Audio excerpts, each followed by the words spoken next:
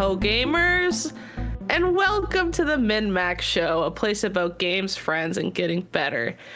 I'm back, B-words. I hosted once and I'm back again. My name is Haley MacLean. Ben Hansen, of course, is on paternity leave, but it's almost the end of the year. This is the final MinnMax main show of the year.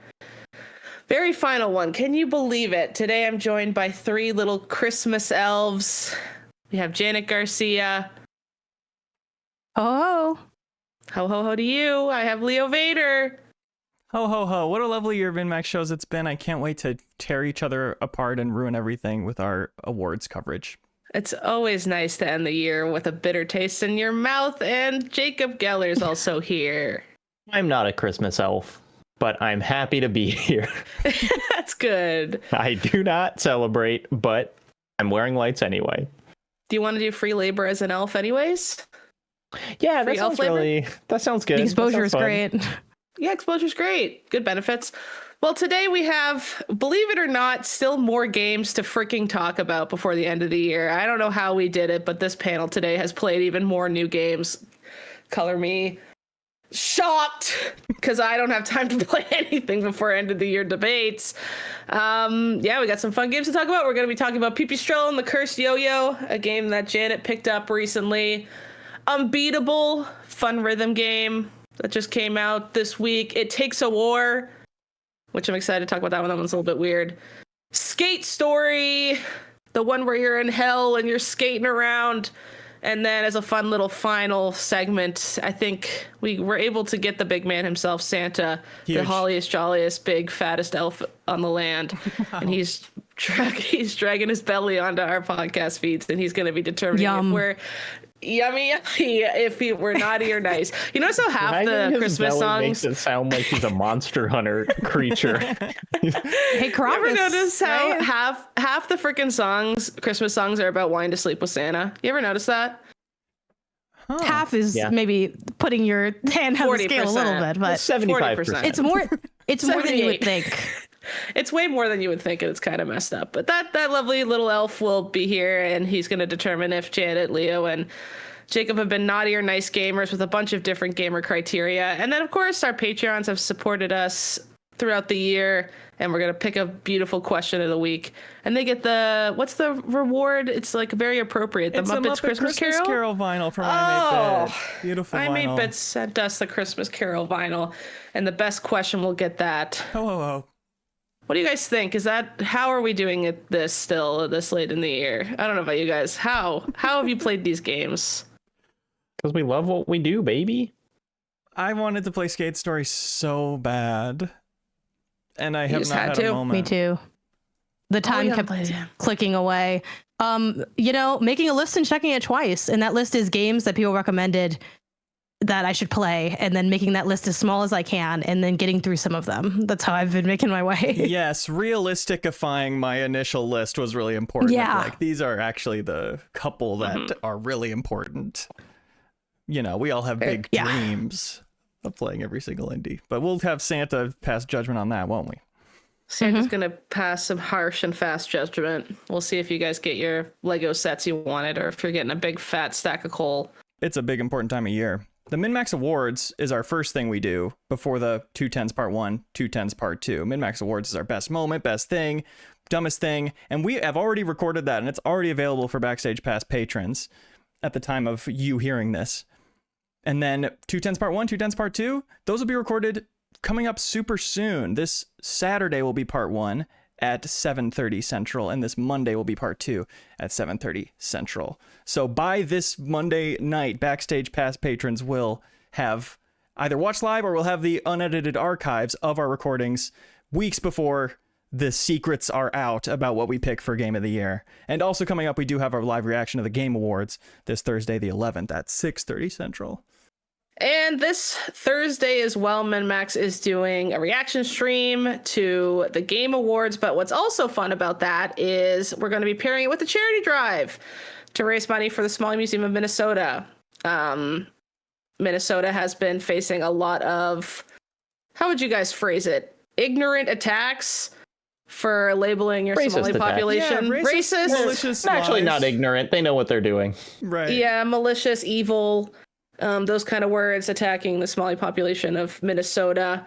So apparently, Ben found this awesome charity, Somali Museum in Minnesota. It says the goal of the Somali Museum is to connect generations and share the beauty of Somali art and history through interactive exhibits, cultural performances, and hands-on workshops in Minneapolis. So the charity drive we're doing for the Game Awards while we're doing a reaction stream is 100% of the money is going to go to that, to support that lovely community in Minnesota. And the link for that charity drive will be in the description as well. If you want to donate, not stream related, you're certainly welcome to. There's already $300 there, working towards a $10,000 goal. So let's see. That'd be amazing. It's like it's so easy to be cynical about the Game Awards and just be like, you know what? No matter how crass and commercial these feel, we watch them and you raise $10,000 for the Somali community. It'd be unbelievable. Lovely. Totally. And if you want localized times for all that, those are in our Discord. The pissy zone also can't be understated. Yeah. That I think we started 2 years ago as a segment where it's like we do a debrief, almost like super quick mini pod where we just like talk about what we're bitter about from what we just did. Obviously in jest, I think we're all just kind of having fun with it, but it's a place to be a little snippy, get like a final thought out to close out the year, which I think has been really fun and people have really enjoyed historically. You could argue that the last hour of the MinnMax Awards was also kind of in the pissy zone already. Yes. It was giving piss. Yeah. These are our latest night recordings we've done for these, and it creates a special energy. And I think it's all going to be a little pissy, and then the actual pissy zone will be a nuke going Yeah. up. Yeah, Sarah literally said, I'm saving some piss at the end of the recording. So who knows how many bottles are by her microphone at this point. Not just I'm it was excited a to see. 5-hour record. Sarah's holding in her piss for the pissy zone. God bless her, everyone. But very Speaking fun of recording. piss, Pipistrello. Pipistrello. Yes, which Backstage Pass did say that is the pronunciation according to Google, Pipistrello. It's a shame that you mentioned, Haley, at the top that this came out in May. It is a shame that one, it's taken me so long to get to it, and two, that I wasn't able to get to it while we had Bossman in the host seat, because I know this is a game that he was really drawn to. This is a cheekily named from the studio as a Yo-Yo-Vania. It's a Metroidvania / Zelda-like game. I think it's a lot more Zelda than Metroid, frankly, but it's 2D, it's top down. You're going on this adventure, and the big mechanical gimmick is that I think you're a beetle who has like a yo-yo, and the yo-yo, you'll gain like additional powers, like and tricks that you can do with the yo-yo. But the real big thing, especially early on, that is a kind of a mechanical differentiator in this game is that it's playing with angles a lot. So a lot of levels have specific and purposeful angled walls or spaces where you're meant to like hit the yo-yo and then it kind of extends, hugging the wall of an angle. And you can use that for combat. You can use that for puzzle solving. You can use that for collecting coins or currency. And that's sort of what makes this stand out, I think, in its genre and style. I played, I think, 90 minutes to approaching 2 hours of this. It again, in Zelda style, it has like a kind of town that you're sort of adventuring through. So if you think like old school Zelda, like Minish Cap or other titles, that's the structure, and then little areas to go to from there. The long and short, before we get into the details of my thoughts on this game, I think it's definitely a must check out if you like old school Zelda, if you like platformers, like kind of funky platformers, because it has a little bit of that.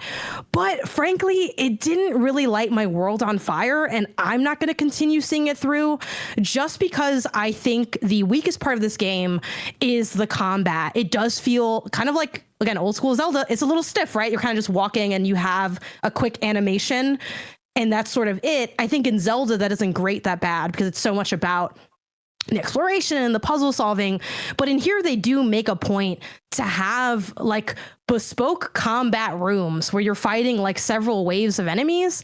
And I think it's a little tougher than I want to be and a little stiffer than I'd like it for wanting to power through. I have been told that that kind of eases up as you get abilities, but it's that classic debate we're always having. Like, do you stay until it allegedly kind of gets good? Do you leave when you feel like you're not connecting with it? You know, and I think this late in the year, I'm kind of inclined to bounce off of it, but it definitely had a lot of intrigue there. The art style sticking out as yeah, really strong. Is that something that is that the thing that maybe was pushing you further ahead, the art style alone versus the actual gameplay? I think the art style is definitely a draw. It has like kind of a cartoony, like sprite look to it. And I think it does have a lot of personality to it in a way that feels unique. It's a cityscape setting, so that's not exactly groundbreaking, but they do little things with the areas that are, I don't know, cute and cheeky and very like modern indie, where they have funky NPCs or they have more cutesy urban ways to demarcate where you can't go through like construction or like pools of water, or there's a section where you need like your ID renewed to get past, and then like the kind of gimmick is going to the station, going around where all like the cops are in their shooting range, and then using the machine on the other side like secretly, or even just the fact that you like get your first, one of your early abilities is the ability to parry projectiles, and you get that from freeing a guy that's like in jail. And it's just like they kind of have cutesy little like Pipistrello, like the character, he's definitely like a little stinker. He's like narratively he's a like a nepo kid who is from this family that like runs the town because they have like all the energy source, and all he does is live off of his family money and badly contribute to yo-yo competitions. He's like, I placed 283rd in this last yo-yo competition. This is really important to me. And I do think that has like a level of oomph to it that you don't always see, and that I think does make it kind of, it makes sense why people are making noise about this game when you kind of start to look at it closer. I think the thing that's pushed me away from this is just like, I don't have any nostalgia for kind of the Game Boy, and that it very much feels like a Game Boy aesthetic. But hearing that you're playing as like a fail son is actually like is bringing me back in, because looking at that art style, I didn't really think that would be the style of humor, and that is really funny to me. Is it more of like, you're getting better and you are going to do better in these competitions, or you're not good at technical yo-yoing, period? You're more of a power yo-yoer in kind of a Happy Gilmore sense? It maybe is leaning more on the Happy Gilmore side. Well, I don't know how good he is. It's weird because narratively he's not that good at yo-yoing, but mechanically you're kind of like beating everyone's ass with the yo-yo. Right. So it is kind of like there's a little bit of like narrative dissonance there. But I think it's more like part of the cute flavor than it is like mechanically relevant, right? Like I don't think they don't really present it as he's slowly learning how to be a better yo-yo. There's an element of that. Like one of the early abilities you also get is one called Walk the Dog, which allows you to like the yo-yo moves forward and it can drag you across. But the cool mechanical thing is that it lets you pass over water. So like I will say, like to this game's credit, it does have those moments where you get an ability like that and suddenly you not just think about how the dungeon opens up, but how the additional like areas are going to now open up and how you can maybe backtrack and do more stuff. And I guess that's maybe where the Metroidvania flavor comes in slightly. But again, I actually I'll connect this more to Zelda than I do to Metroid. And I think it plays a lot more like that, even if structurally there's backtracking. But I think, you know, that's not quite enough to be a Metroidvania, but maybe there are more elements as you keep going into it. Is there ever a moment where the yo-yoing combat feels like more than just Zelda hack and slash, or is it kind of just that for you? It can have a little bit more, and I will admit, maybe if you're thinking a little bit more carefully, you can have a little more fun with it, because I do think the big thing this game does well, and what I was really enjoying out of it, is the puzzle solving with the yo-yo, which is, at least this early on in the game, is mostly like, again, the town runs on this big energy company that's like the core narrative of the game, and a really cool thing is you can throw the yo-yo out or like toss it forward, almost like a boomerang stuff, but it doesn't come back. You kind of just toss it forward, and you can grab batteries and then you're putting them into different slots. So it is like that classic environmental puzzle of you know, you drop one gate here, you enter, then you grab it on the other side. And I think that stuff is really fun. It's funny because I'm kind of, you know, self-declared that I don't dislike puzzle games, they dislike me, but environmental puzzles are very much my thing, because I do find them to be, you know, fairly simplistic, but still kind of fun to pull off. And this game has that. But to that end, the combat, if you're working the angles of a room, that can be very satisfying, because you can hit a bunch of enemies at once and kind of dominate in that sense, or use your yo-yo like more thoughtfully and like throw it out and then recover it again. But it's, I think, especially when the rooms get really congested and you're back sort of against the wall, it's hard not to default to just like spamming the attack, and the spaces aren't that big. Like they're very much Zelda-sized, Binding of Isaac-sized spaces that you're navigating. So I think that's kind of the tough part. You can tell when the arsenal gets better that it does give you more options, like the parry where you can like stun enemies, but it is my least favorite part of it in those early times. And it's like, do I want to get through these parts that don't feel that good for the parts that feel that good? I think if you invest in that, I think the payout does seem super solid, but I'm like, I don't know if I want to invest in it though, because I just really am not enjoying that aspect of it. And it's not a small part of the game. And then there's like also a bunch of other things going on mechanically too. There's like a skill tree in this. You can like equip things to give you extra buffs or hearts, but also like the heart economy is kind of intense where you need like 8 containers to get one thing, and I'm like, well, maybe they're giving me the containers a lot, but it just felt like it wanted a little too much out of me versus what I feel like it gave me. Okay. And did you find this one through the bonus pod hidden gem games thing? Is that how you saw it and wanted to pick it up even though it came out in May? No, I wish I did, because I'm always a fan of those episodes. I think those are so cool, and I'm always looking for the kind of the hidden titles. But I think a good amount of people have made noise on this. Bossman included. I mentioned him towards the top as being someone that was really advocating for this game. But other people, just kind of general noise on the internet, especially with my background, people know that I love platformers and these kind of retro style games. So this was one of those of that people were coming to me directly saying, have you played this yet? Like, and the hype was also very high. I think if you like these kinds of games, it's also one of those things where there's not a lot of games that are like this.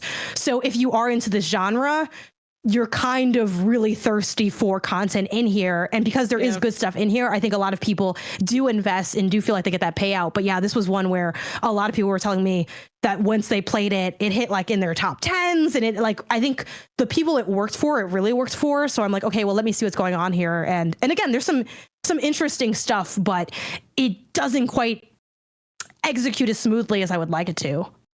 Okay. Is it toxic that I love hearing that at the end of the year? So I'm like, phew, I don't have to play it. No, I mean, like, that's kind of, that's why I did this. It's funny. I was posting on like Blue Sky asking, because I played Dispatch recently as well. And I'm like, okay, and I hit on Slack. I'm like, guys, if this isn't working for me, what's the like tipping point, right? The like, I call it the how long to rate of games, where it's like, what counts as a good effort? You spent time with this, and if it was going to click, it would have already clicked, because the people it clicked for were like, oh, I love this part. And if that did nothing for you, it's over. So I asked for that for Dispatch. I asked for Pipistrello. Admittedly, for Pipistrello, I did not get all the way there. People did say do the first dungeon, and then after that, you could dip out. I was like, let's just round this up a little bit, because I just wasn't, it wasn't... I didn't feel that magic that I think so many people felt. Because that's the other thing with these games too. I think a lot of times you only hear about games like this when it's from the extremes. And I think that's also why I like to play and talk about things even when they kind of hit in a mid-range for me, because so often you either get someone that really hated the game or someone that really loved the game, and there's not really a lot of in between. So I do try to spend time and give it a good look because it did resonate with so many people. But you're not alone, Haley, because there's sometimes, like, there are times I feel guilty about it where I play something to see what's up, and then I don't like it, and I'm like, oh my god, I just saved all these hours. I mean, not being a Death Stranding fan saved me like 60 hours this year. That saved you. Did I do much with those hours? Mind your business. But I felt at the time like, less for me to do. So, that's how I feel about Hollow Knight. I was like, a joy in not having. I saved dozens of hours. Yeah, Janet, you played Hollow Knight with the Death Stranding hours. That's what you did. Yeah. That's which was another exchange rate. A bit of a personal sleeper. Obviously, there was a lot of hype on that game, but that was one I'm like, obviously, this isn't going to be a game I finish or play very much of, and then I like totally fell in love with it. So, if this is, it sounds always like a backhanded compliment to say fans of the genre, but I do think this is one of those where if this genre speaks to you, you should at least check it out, because it might have that light you up moment. If you're someone who's more like, I'm not that, kind of Jacob, what you mentioned, like, I'm not that nostalgic for it. I don't know if this is really like a style of game that I'm excited to see more content come out of, where I'm like looking and I'm waiting. If you're more like that, I think you could skip it. But again, if you're interested at all, I think it is worth checking out. It has a lot of novelty too, and I think that's kind of the coolest part of it. Cool. That's Pipistrello and the Cursed Yo-Yo. Developers Pocket Trap. I was looking into them, and they're like an animation first studio, which I guess kind of makes sense seeing how strong the visual style of that. But they have a show called Ninja on Cartoon Network Brazil, so we would have never kind of seen that. But I was looking at it; it was really pretty and cute. And I think it's kind of fun that it seems like they just dip into games, but they're mostly an animation studio. Yeah. Also, just shout out to Brazilian developers in general. When Ben and I went there this summer, we definitely got the sense of like, God, it is hard to kind of have a breakout hit that comes from Brazil and makes an impact in kind of the Americas and abroad. And so it's it's really cool. And Pipistrello's out on everything. Yeah. Sorry. I was playing it on. Excuse you. I played it on Switch too. For those curious.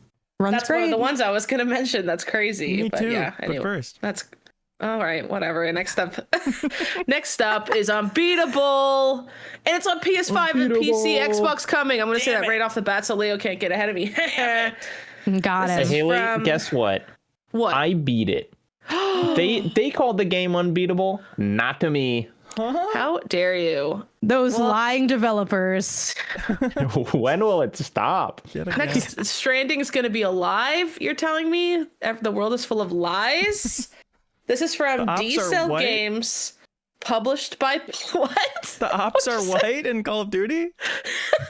What's that? Always. They're always white. Published by PlayStack. The subtitle for this is Where Music is Illegal and You Do Crimes. That's a fantastic subtitle. Jacob, how are you doing? Yeah. So it's a game that's been coming for a long time. Like they had like a playable demo of the rhythm game part with like several songs available like 3-4 years ago. And it's one that I've kept my eye on because it looks unbelievably good. Like the animation is just so good looking. And in that demo, I was like, oh, these songs are hitting. You know, like it is. I played one of the songs for our big music roundup last week. And it's like it's a kind of grungy lo-fi rock. They're all original songs, and it really is like it's cool to have a rhythm game that has all original music where the music is this good and distinctive. And so I was really looking forward to it. And having beat it, I think my recommendation is going to come off similar to Janet's with Pipistrello, in that this is a game that is very easy for me to imagine it being some people's like favorite game. Like it has that kind of energy, but it is taking such a big swing that it kind of either really connects or really misses. And for me it landed more on the miss side, but like with the caveat that like there's so many things that I find so impressive about it, and we're just kind of on different wavelengths. Swing, like a big swing in terms of tone, or what do you mean? Yes, that is mainly it. That it has a like there's an arcade mode that you can just play the music in, but there's a story mode that has clearly had like a lot of effort go into it with a lot of characters and whatever. And what it reminded me of is kind of like, I really like Life is Strange 1, but I remember when that game came out, it was like, if you didn't vibe with the writing, then you like really didn't vibe with the writing. It was kind of like impossible to get past. And for me, Unbeatable is kind of in that realm where all of the dialogue is this like very voicey kind of mumblecore writing where the characters kind of go on weird diatribes and stuff, and it really just makes me feel like I'm too old for it. Like it's something like that where it's just like the way that it's written, I'm just kind of like, I don't connect with this, but I can't really tell if it's because the writing is not good or the writing is just not working for me. I think a lot of Life is Strange is enjoyable as a B movie type energy where you appreciate the strangeness of some of it. Does this have that, or is it a little like too dry to have that appeal? It's not dry, but it's more like a kind of I'm trying almost like a Perks of Being a Wallflower or something. In like, it's so sincere that either that sincerity is going to like really work for you, or it's going to be, I don't want to say cringe, because I don't think it's cringe, but just like, you know, a media that's like trying to be so like, this is about being a person and doesn't work, can kind of feel like way more cloying than something that's aiming lower. And they're just like, they're aiming really high, you know, they really want to do that. The other thing that makes it a less than perfect recommend is the pacing is not good and is all over the place. And I know I had talked to Kyle about this. Like the first chapter, the game is set in chapters. You have to play like 35 minutes before you get to play a song. It's like the music is so good and the rhythm game is fun, and you have to do a lot of just walking around and talking to people, and especially if that dialogue is not connecting, it's just like, when do I get to the next song? But then you do get to the song, and it's so good, and the animation of both like in game, and then there are these like hand animated cutscenes that fully look like, you know, like true high quality cartoon stuff that you would like see on a television network, and the style is so good. And so it's like the highs are so high that I kind of think, you know, if you like this sort of like super sincere adolescents doing a thing effort, not adolescents as in the developers, but like it's about, you know, teens, basically, right. You know, then I think it's still worth a shot. It does sound like I do have kind of a history of liking things that are more sappy on their face in a way that pushes people away. So it does feel like something that's worth me checking out.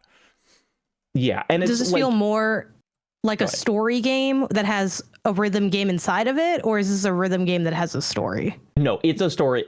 If you are playing the story mode, it is absolutely a story mode that sometimes has a rhythm game. Like it's almost like Night in the Woods, and then sometimes you play in the band in Night in the Woods. Like that's how infrequent the music can be in it, but it doesn't quite have the personality of Night in the Woods. But then there are like sometimes the big episode closers are like, there's this one where you're on kind of a runaway train and you're running from the cops, and the rhythm game does this really fun thing where sometimes it kind of has two different UIs, where like sometimes you're kind of hitting notes as they come along a track, and sometimes you're like actively fighting people and the notes are coming more as like, this is when you punch them, and it can swap between them dynamically. And so it's like you're both hitting notes and punching people at the same time. And there's the thing where you're doing it on the train, and the train is like going off the tracks, and so in the middle of the song you're seeing these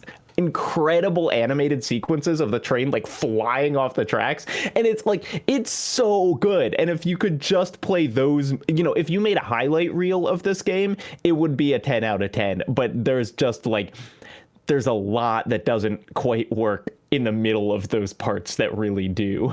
Sure. A rhythm game having bad pacing feels particularly egregious.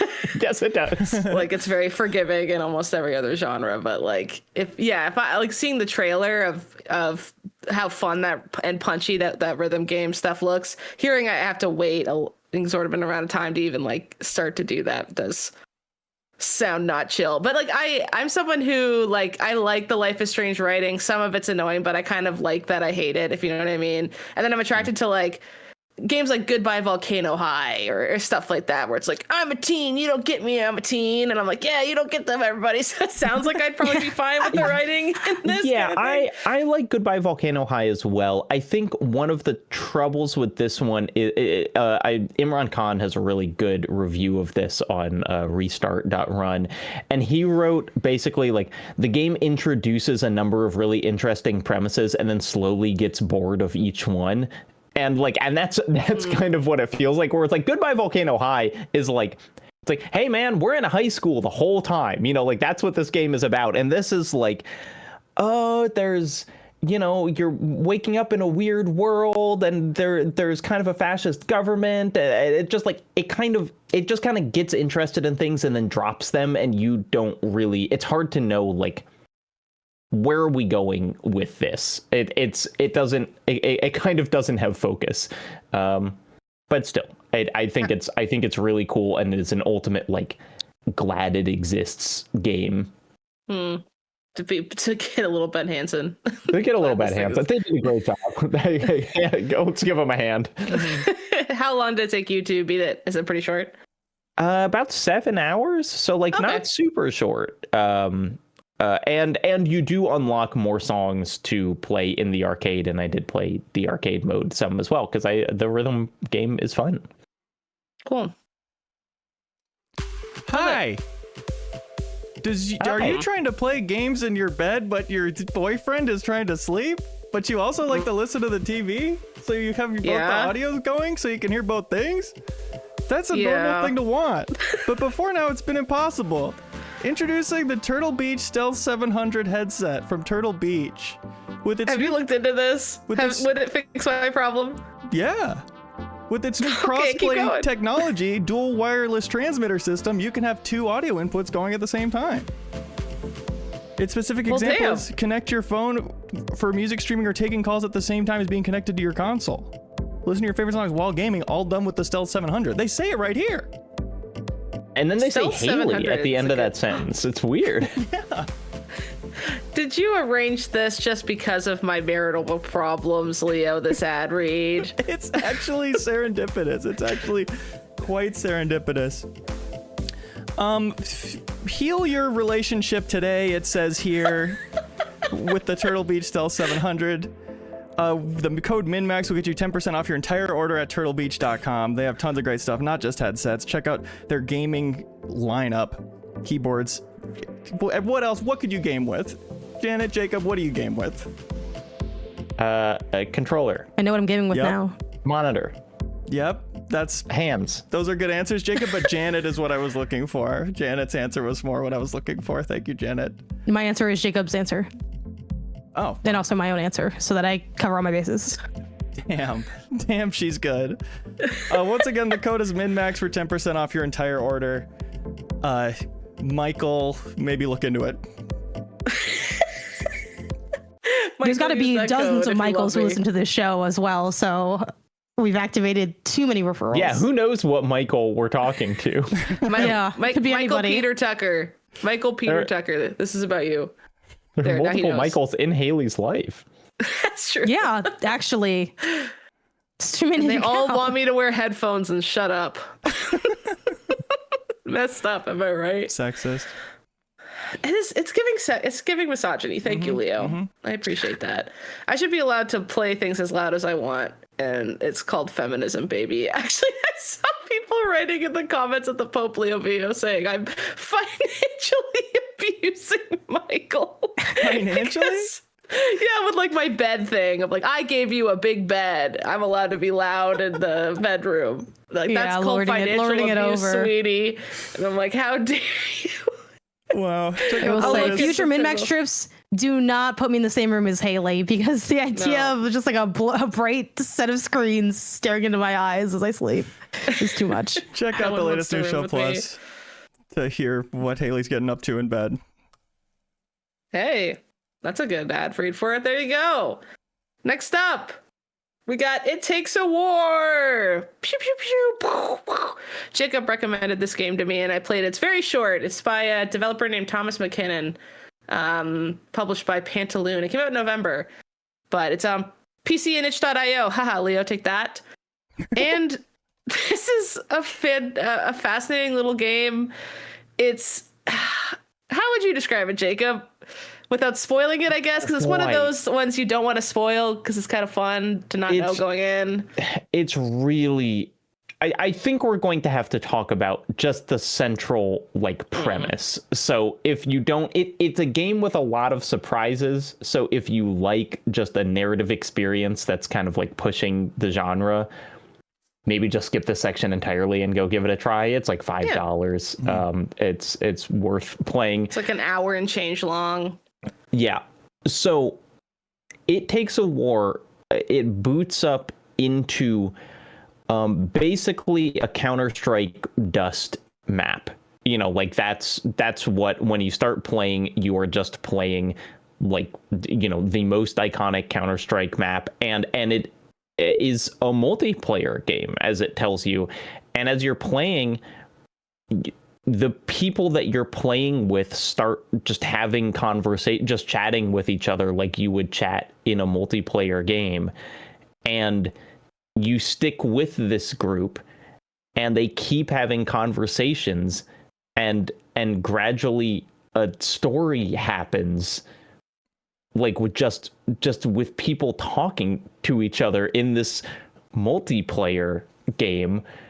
And it's really a really interesting way to tell a story. Yeah. Hey, Haley, what do you, I feel like I've been talking about stuff this whole episode, but what was your experience kind of like getting into it? Yeah, it's, you know, the shooting is really comedically bad or whatever, and that's kind of like the point. Even like the people who are talking are like, God, this game sucks. Like, while you're playing, and the game tells you have to play one match and then you're allowed to join comms. So they like make reference to you being there. Like, and this one person who can't talk, they're probably annoyed by us, blah, blah, blah. They're talking. The performances are pretty good, but it's not trying to trick you into thinking they're real. I don't think, like, it's very apparent that it's just like being acted and scripted or whatever, right? So even if you went into it and for some reason you thought you were in a real multiplayer lobby and these were real people, I don't think that's happening to anyone. You know what I mean? But it is a very interesting way to tell a story, which is just like there's just an exorbitant amount of rounds you're doing, and you're slowly kind of learning the tea of this friend group's hierarchy. And there's clearly one person who's at the bottom who has like rejection sensitivity. And you're just like kind of learning about how that's come to pass. And you're just passively listening. I don't know, when you guys play multiplayer games and you like hear people having conversations, it's such a weird thing to experience, because even if I could turn on my mic, I wouldn't have. You're just kind of like, well, we didn't want to invite you that night because you said you were busy. And then he'd be like, well, I would have probably like come and played with you guys. And then the whole time just like shooting these low poly soldiers you're and like just listening. kind of playing the same level over and over. It's just because it's just like, oh, you've repeated rounds, but it's like literally the same thing just over and over. And there are like 3 weapons and everyone runs in the same direction every map. Like it's so dull, but it's something to do kind of while you listen to an audio drama, basically. Yeah.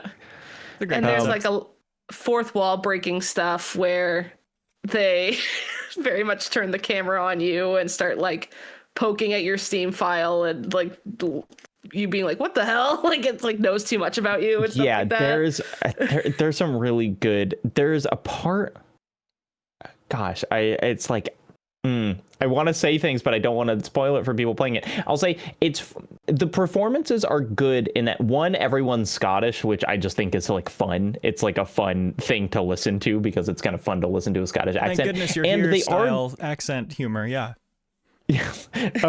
They give kind of the right level of low-key performances where they don't really sound like they're acting. It's just kind of the same low energy chatting that everyone does when they're playing games. So like that's fun. But then there is some I don't know, a la Doki Doki Literature Club or something, things that the game does where you're like, I've never seen a game do that.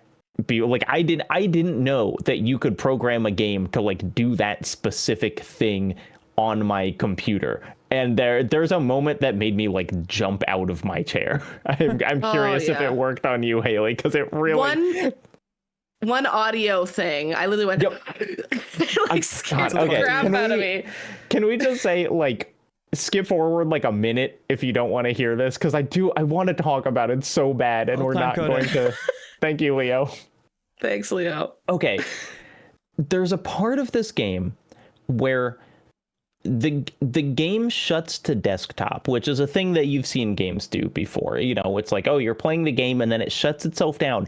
And then a second after it shuts to desktop, it plays a really loud knocking on the door noise. Really and realistic. It's like the game has already shut down and it's doing it, and I like threw myself backwards. It was so unnerving. That sounds like it's behind you.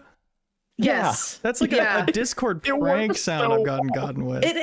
Yes, and what was trippy for me is it came from my right side, which is the only thing over here is a window. Oh, no. And I literally thought someone was coming in my window. I went, because it shows your home screen. The game closes out and there's nothing there, so how could it be playing audio at me? So I was like, oh, it closed itself. Like, oh, that's kind of weird. It's kind of like that game we were playing, like Anatomy, Jacob. I was like, oh, I bet I have to like boot it back up and then it'll be cool. And then it goes, dun, dun, dun, and it's so realistic that I literally screamed and was like, and then it plays it on the other side and you're like doing that. It was very effective, but it pissed me off because I was like, what the hell? I know that when I play it, it will still get me completely, even having been told about it.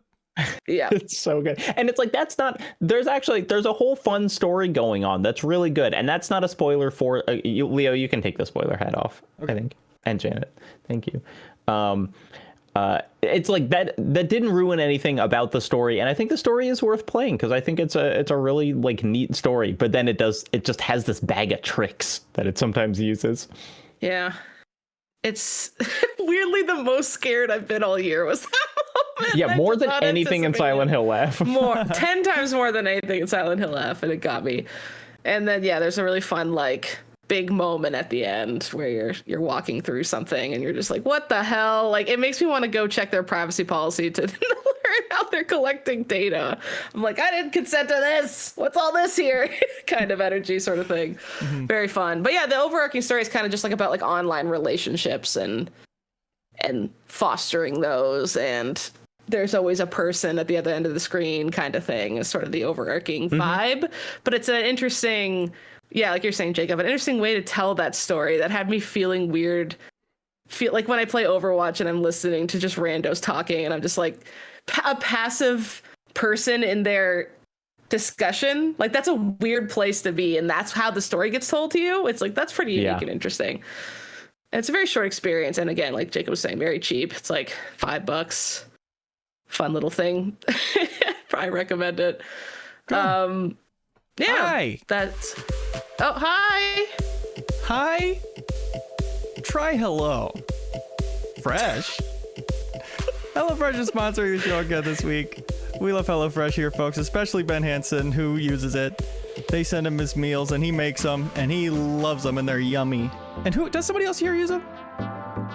Haley. Me. Not because Ben sends them to her. No, I get it myself. Did you use our promo code? Michael set it up. I hope he did. Okay, well, with MinnMax 10 FM, you could have gotten 10 free meals and a free high protein item for life. Just saying, not trying to shame you or anything. Or Michael, who we are defending this episode. What meals you making with it? We had chorizo and egg tacos for dinner. They were really good. Tonight, Michael's at Kill Bill right now. When he comes home, he said he was going to make me one, and we have either like a Cajun shrimp and rice dish, or I believe it was a flatbread, tiki masala flatbread. Ooh, doesn't that sound good? Right? That sounds kind of good. I love a tiki masala. And you know what that reminds me of is how HelloFresh has doubled its menu, and it's even healthier than ever with high protein recipes. And it's tastier because you can get steak and seafood recipes delivered every week at no extra cost with 3 times the seafood options. Yeah. It makes me laugh how the eggs are delivered. They're in their own little like bomb-proof casing individually.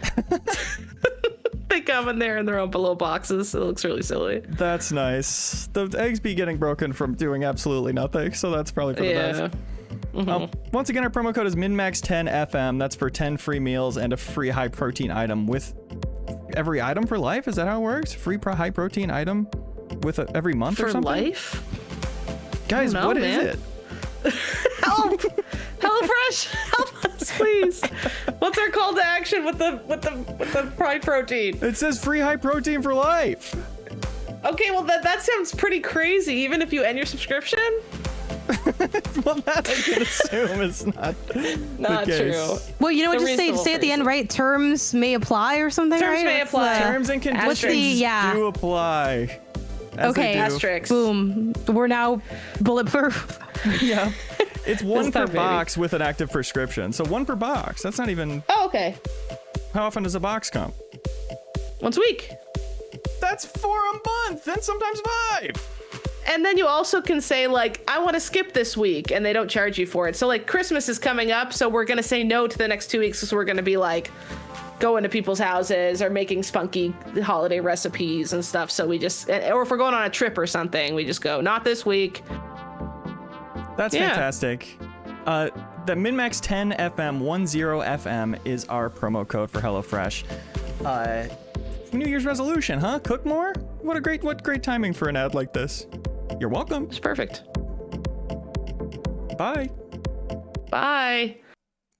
That one felt less targeted at me in my relationships. That was nice. That was more of a happy one. It was something nice about you in your relationship. Yeah, it was. Yeah, that's how we cook. All right.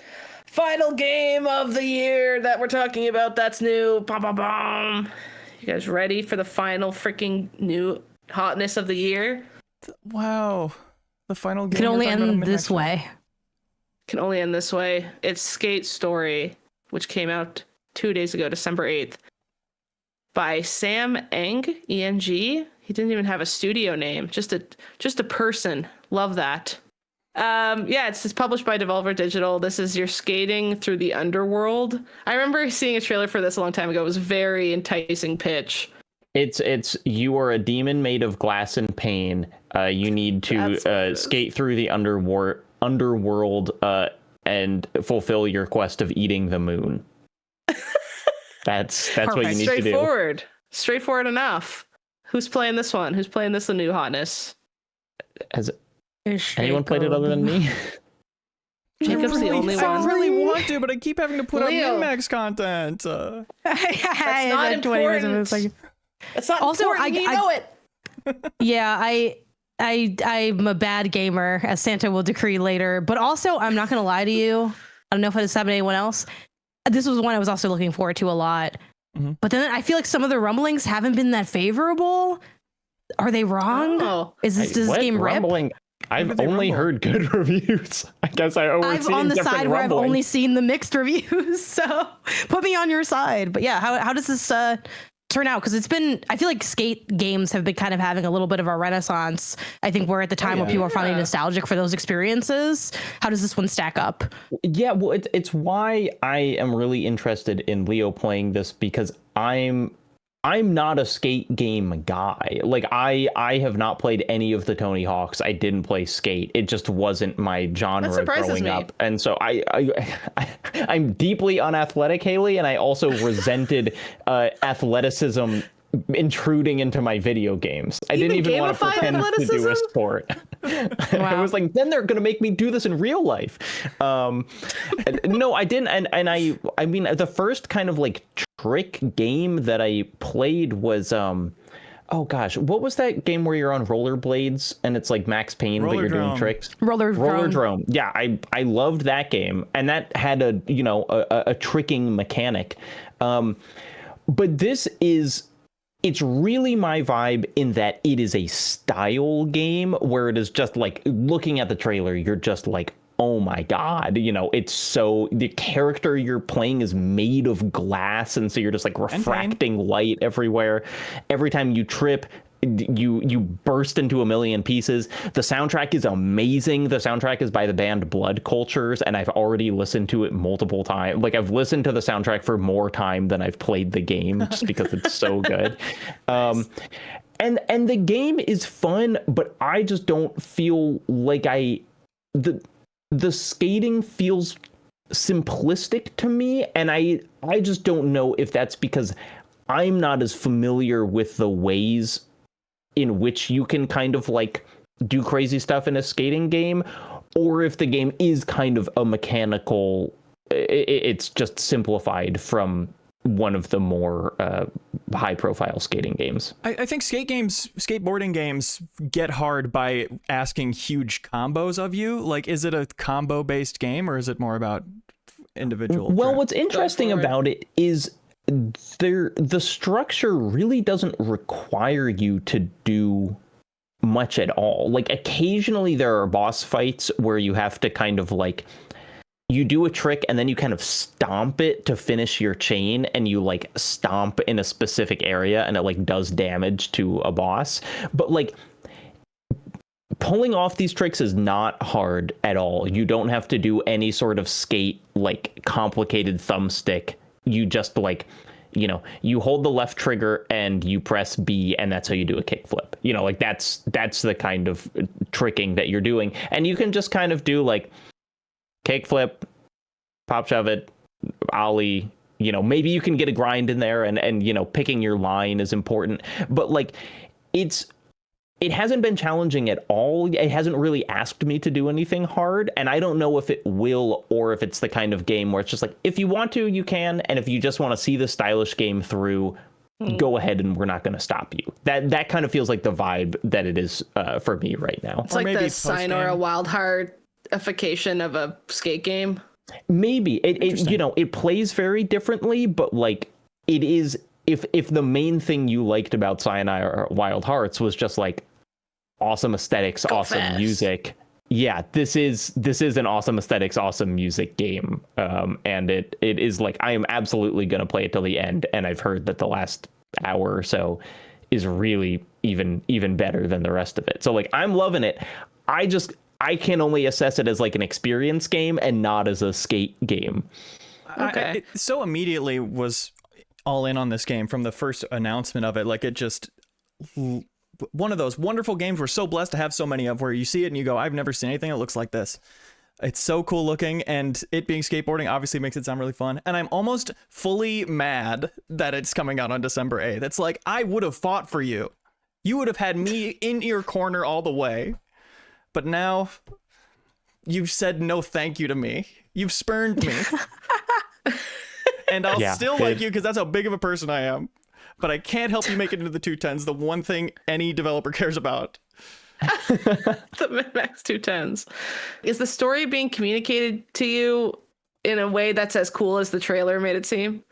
Yes, it is. It's a lot of kind of like big statue heads saying strange like philosophy to you. Honestly, it reminds me of a game that I've not played at all, but just vibe wise, it has Dome King Cabbage energy from Leo's friend who you made a documentary about, Kobe Soft Joe. Like and it's just like, it's a bunch of weird little guys just saying things that don't totally make sense, but are very like, you know, have a very specific voice. And unlike Unbeatable, I really like it. And it's like the right level of kind of funny and faux profound.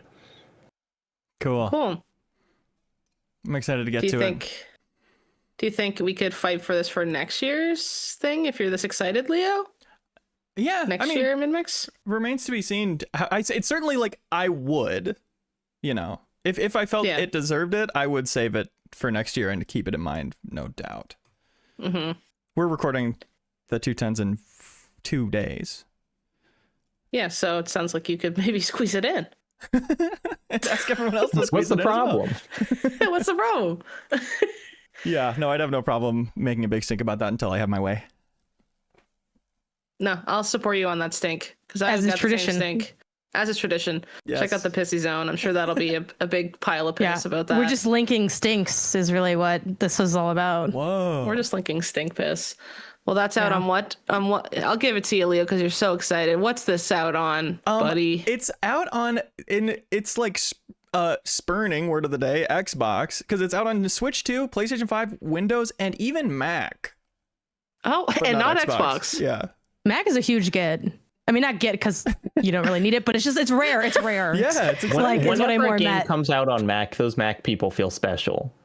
And they're like, oh, we got one. Look, it's not that we feel like we finally got a morsel. You're one of them. Yeah, I'm one of them. I run my streams and stuff off Mac, and I just PC when I'm forced to.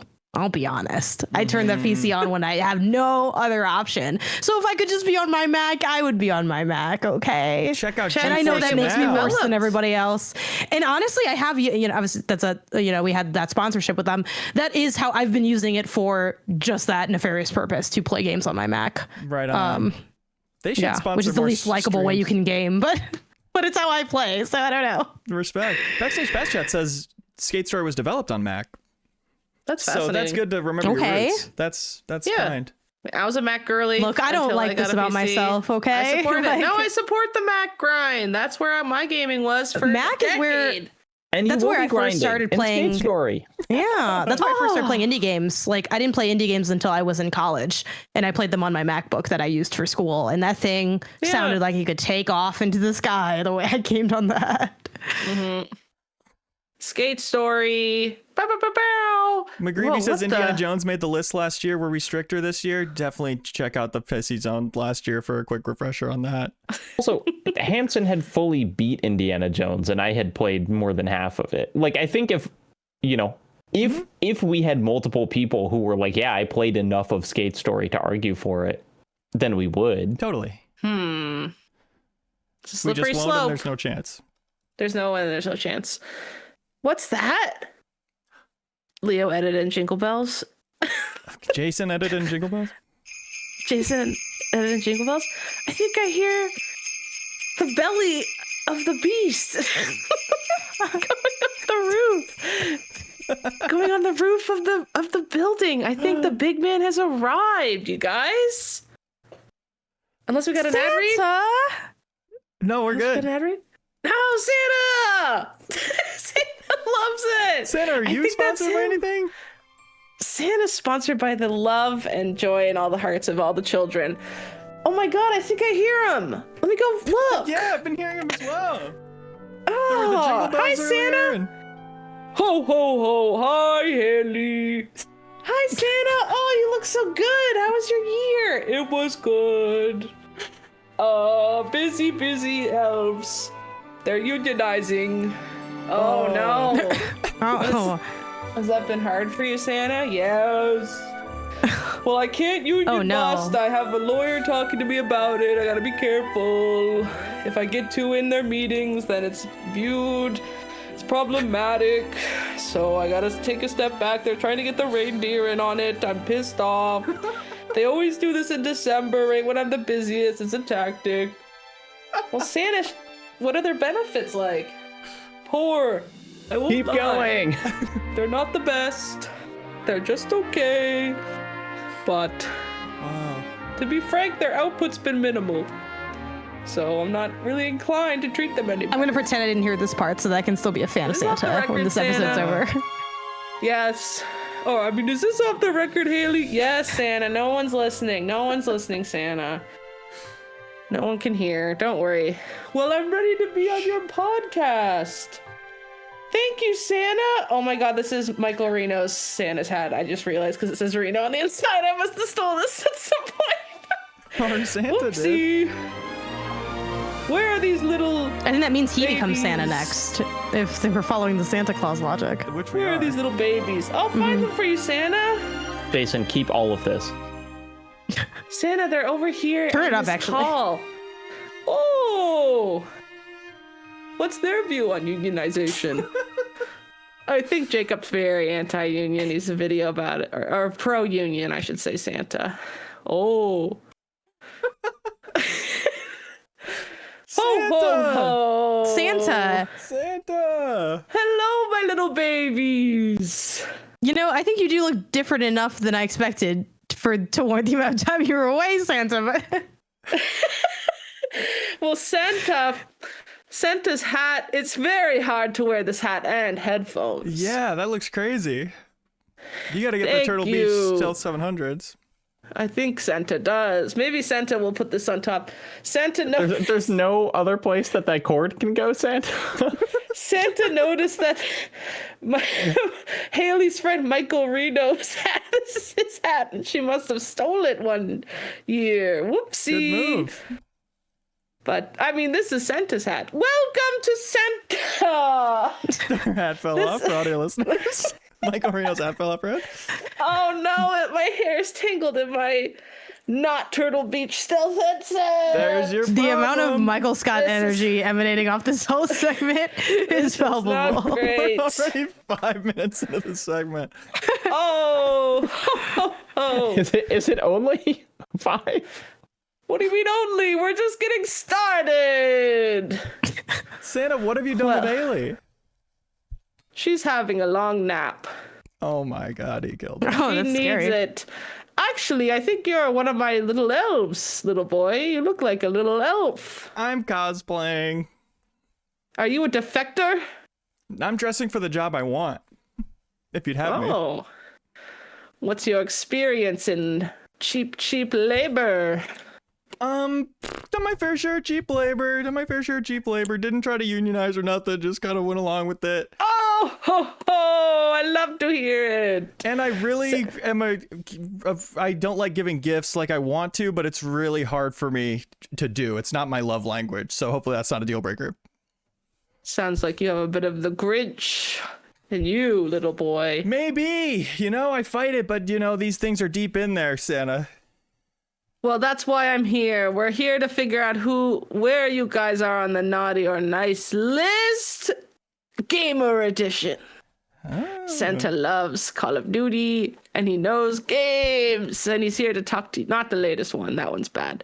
He's here to talk to you all about games. The gamer naughty or nice list. Are you little kids ready to see where you land? Yay! I'm ready, Yeah. Santa. Fantastic. Well, everyone knows you're a good little kid, a good little girl or boy, if you've played a game that didn't get a lot of love this holiday. Game developers write to me in their Christmas letters. They say, "Dear Santa, please send me an influencer to play my game." And I don't do it. I really want them to really work hard on their games. So I'm wondering if you have been good and helped me out by playing any games that have very, very low attention from the public. Yes. Are there any games that you've played that maybe, for example, have low Steam reviews that Santa could be excited about? Santa, the lowest one I could find was Blippo Plus. Oh. It only has like 200 Steam reviews. And I played it and beat it and loved it and talked about it to spread awareness on the MinnMax Show. Oh, that's very generous. Is it overwhelmingly positive on Steam? I think merely very positive. That's even better because you took a chance. Wow. It's very easy to play overwhelmingly positive game. It's hard to play a game that's lower. So wise, Santa. Let me write this down in Santa's Hobonichi.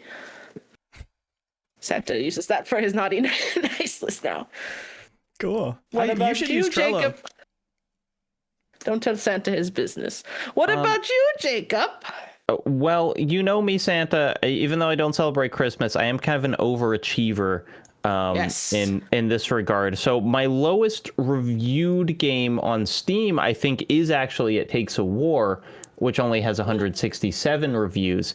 But I've played at least 3 games this year that are not on Steam at all. Wow. I think maybe the most unknown, gosh, it's Don't hard to say. itch.io. That's So there are platform.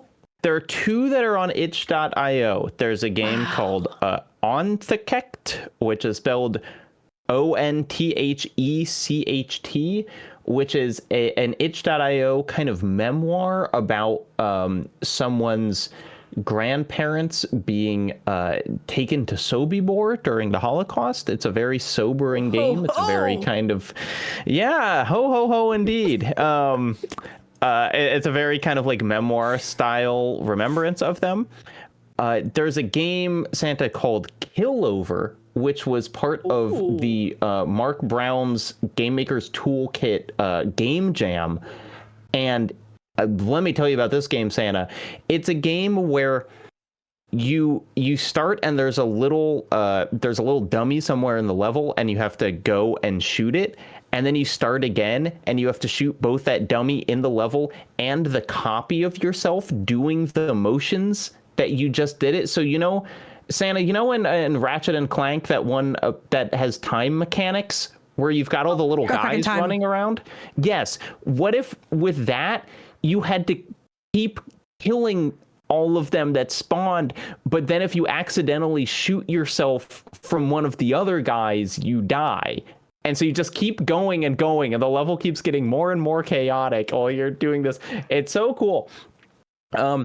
But the most underground one, Santa, is a game called Known Mysteries, which is made by a developer named Kara Stone, who I like. And Known Mysteries is not on itch.io either. It's actually a game that's hosted on a small solar-powered server that I think she just has on her back deck. And so you literally go to like a browser, and the browser is running off of it. It's just the sun powering this thing. And maybe you can't even play it when it's cloudy. I don't exactly know how it works, but it's just a small autonomous solar powered web server, and you can play a game called Known Mysteries, which is a pretty cool like visual novel game.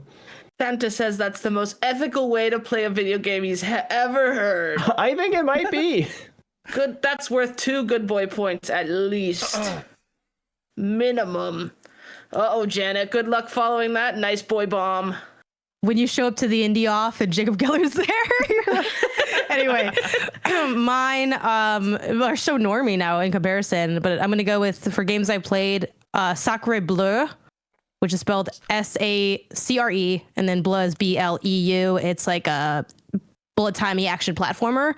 Total reviews, 33. That is comedically low. It's pretty specific, but I think it's a solid game. You know, if you want to check it out and you like platformers, that's what drew me to it. Another one I have to toss out there is Grimoire Groves. This one I didn't complete either, but I actually did really enjoy it. It's sort of it's a really casual, almost like Pikmin-y roguelite dungeon crawler. Like, it's very like chill, whimsical, big pastel colors. That one's 41 total reviews. And then my others are higher than that, but closer to like what Leo threw out with like the 200s. And that would be like Koira, Symphonia, and Short Trip. Of all the ones I named, I think the one I like the most of all of those games is Symphonia, which has about 236 reviews. This is one I started and didn't finish, but have thought about a lot and think I will go back to. This is another platformer, kind of a theme here. And what I like about this one is it does kind of have like one of those downstriky mechanics. It's like has a lot of musical themes. And what's kind of unique to this one is there are a lot of spots where you kind of have like a violin bow is your main tool, and you can sort of stick into pins on the wall. Like there'll be like almost like pin cushion shaped things that you can adhere to. And it kind of is just like a little bit of a different feeling of pace than you normally get for a platformer like this, where you can kind of take a second and have spots that you breathe and sit and settle in. So this is the one that I think I actually will end up going back to at some point. It's on Steam, but I played it. Oh shoot, did I play it somewhere else? I can't remember if I was playing this on PS5 or not, but it might be on other platforms as well. Okay. But yeah, those are mine. Santa doesn't believe in console wars. Oh, great, Santa. Goodwill. Well, it is on console if you want it. Santa lost many L's to the console wars. Those were dark, dark years. Well, Jacob has 3 good boy points because that's insane that you're playing a game with the sun. Janet has 2 good girl points because 33 is so low, and Leo only has 1 good boy point. Okay, how does this get me, Santa? Not to be a little pick-me boy. Pick me self. This year, I went back to Wild Bastards as a comfort game, which a year plus after release still only has 500 reviews. And I took the time to leave a review on Steam myself about how underrated it is. That was Santa's next question. Do you leave Steam reviews? I don't, Santa. Oh, Janet. I feel like, I guess I could decide to only leave a review if I like. Here's the thing. Morally, I don't want to leave a Steam review because I feel like if I'm leaving reviews, I should leave reviews everywhere. And if I review all the games I play, some of them aren't going to be very favorable, which isn't bad. Like the reviews are ideally for consumers to figure out what games they're interested in, but I just don't feel like I don't feel like touching that. I think my ideas are out there enough. If you want to know what I think of games, I don't think I need to put that on Steam users next. It feels like a step too far. But Janet, I don't know. Review on Backlogged. Yeah, but Backlogged is so much more like if you're on backlogged, respectfully, because I love backlogged, I know a lot of us are on there. You're already kind of like more of a game sicko, where it's like you're tracking you know what I mean? Like we're having a fun time, we're hanging out, we're sharing ideas. On Steam, it feels more like I'm trying to tip the scales on the game sales, and I don't really want to do that in either direction that heavily. So that's why I don't do it, Santa. But game dev. I know, but if I'm helping them, should I also be? Is my hand hurt to both help and harm? I don't really want to be involved in. I don't want to pick a lane, so I just don't. You don't want to pick a lane between help and harm, and that makes Santa. Yes, I mean, I don't. Come on, I don't. Where do you guys? I've actually thought about this a lot. Outside of even the segment of this show, I'm curious how y'all feel being like commentators in the industry and then like reviewing on Steam or not. I do. Santa doesn't review. I have tried to review indies on Steam that I do want to help with the review. When it's like a small enough number of reviews where it would make a difference, I have made a bit of an effort to do that. Sarah has been watching in the chat, and she said you need 500 reviews on Steam to even be for overwhelmingly positive to be possible to That appear girl's there. to the bottom of the naughty list. Do not listen to a word she says. Okay, understood. She's got her own separate appalling naughty list. But then I feel like if I'm only reviewing the stuff I like, is that not? I don't know. That feels weird for the stuff that's. That's not It's your literally job. just like Like, to I don't thank know. them. It's like It's the almost more developers like think it's leaving wonderful, a and I want to tip say thank you. than Like a tip, giving okay. it. Right. Because Janet, I agree with you. It's kind of like I'm never gonna give an Uber or a Lyft driver less than 5 stars. You know, because it's like even if I did, I just I don't want to. My not enjoyable experience, unless they attacked me, is not worth them losing business. And so Santa, if it makes me naughty, I ain't never left a Steam review. Wow. Bit naughty.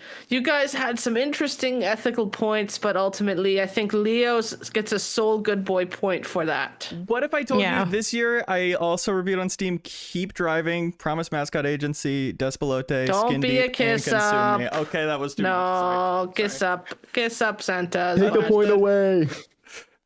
How does Santa's butt taste? With points involved, my sense of pride goes out the window, and I'm just trying to win. And what about wish lists? Those cost nothing in no time. Do you elves wish list a lot? I'm wish listing the hell out of everything. Very good. Are you asking for just what our maybe total wish list number is currently? I don't know if you can look that up. I was just wondering You if can. it's something you. They're just numbered. Santa, Yeah. I have 25 games on my wish list. Very good. Can you tell me how we see that? Sorry. If you just go to your wish list and scroll down, there's just they're numbered on the Wish front list list. Right next to the word really wish helps list for me on indies. Steam. That's really big on. Oh, it's next to the Santa's word. list. Oh, for me, I do have to scroll down. How much wish lists help the little baby devs? I have 551 games wish listed. Ho ho! Holy! Santa's appalled in the good way. Who's helping now? I want to swear, but I don't give editors more work. I just swore, so you can, whatever. What about We you, can just pile it Leo? on. I have 193.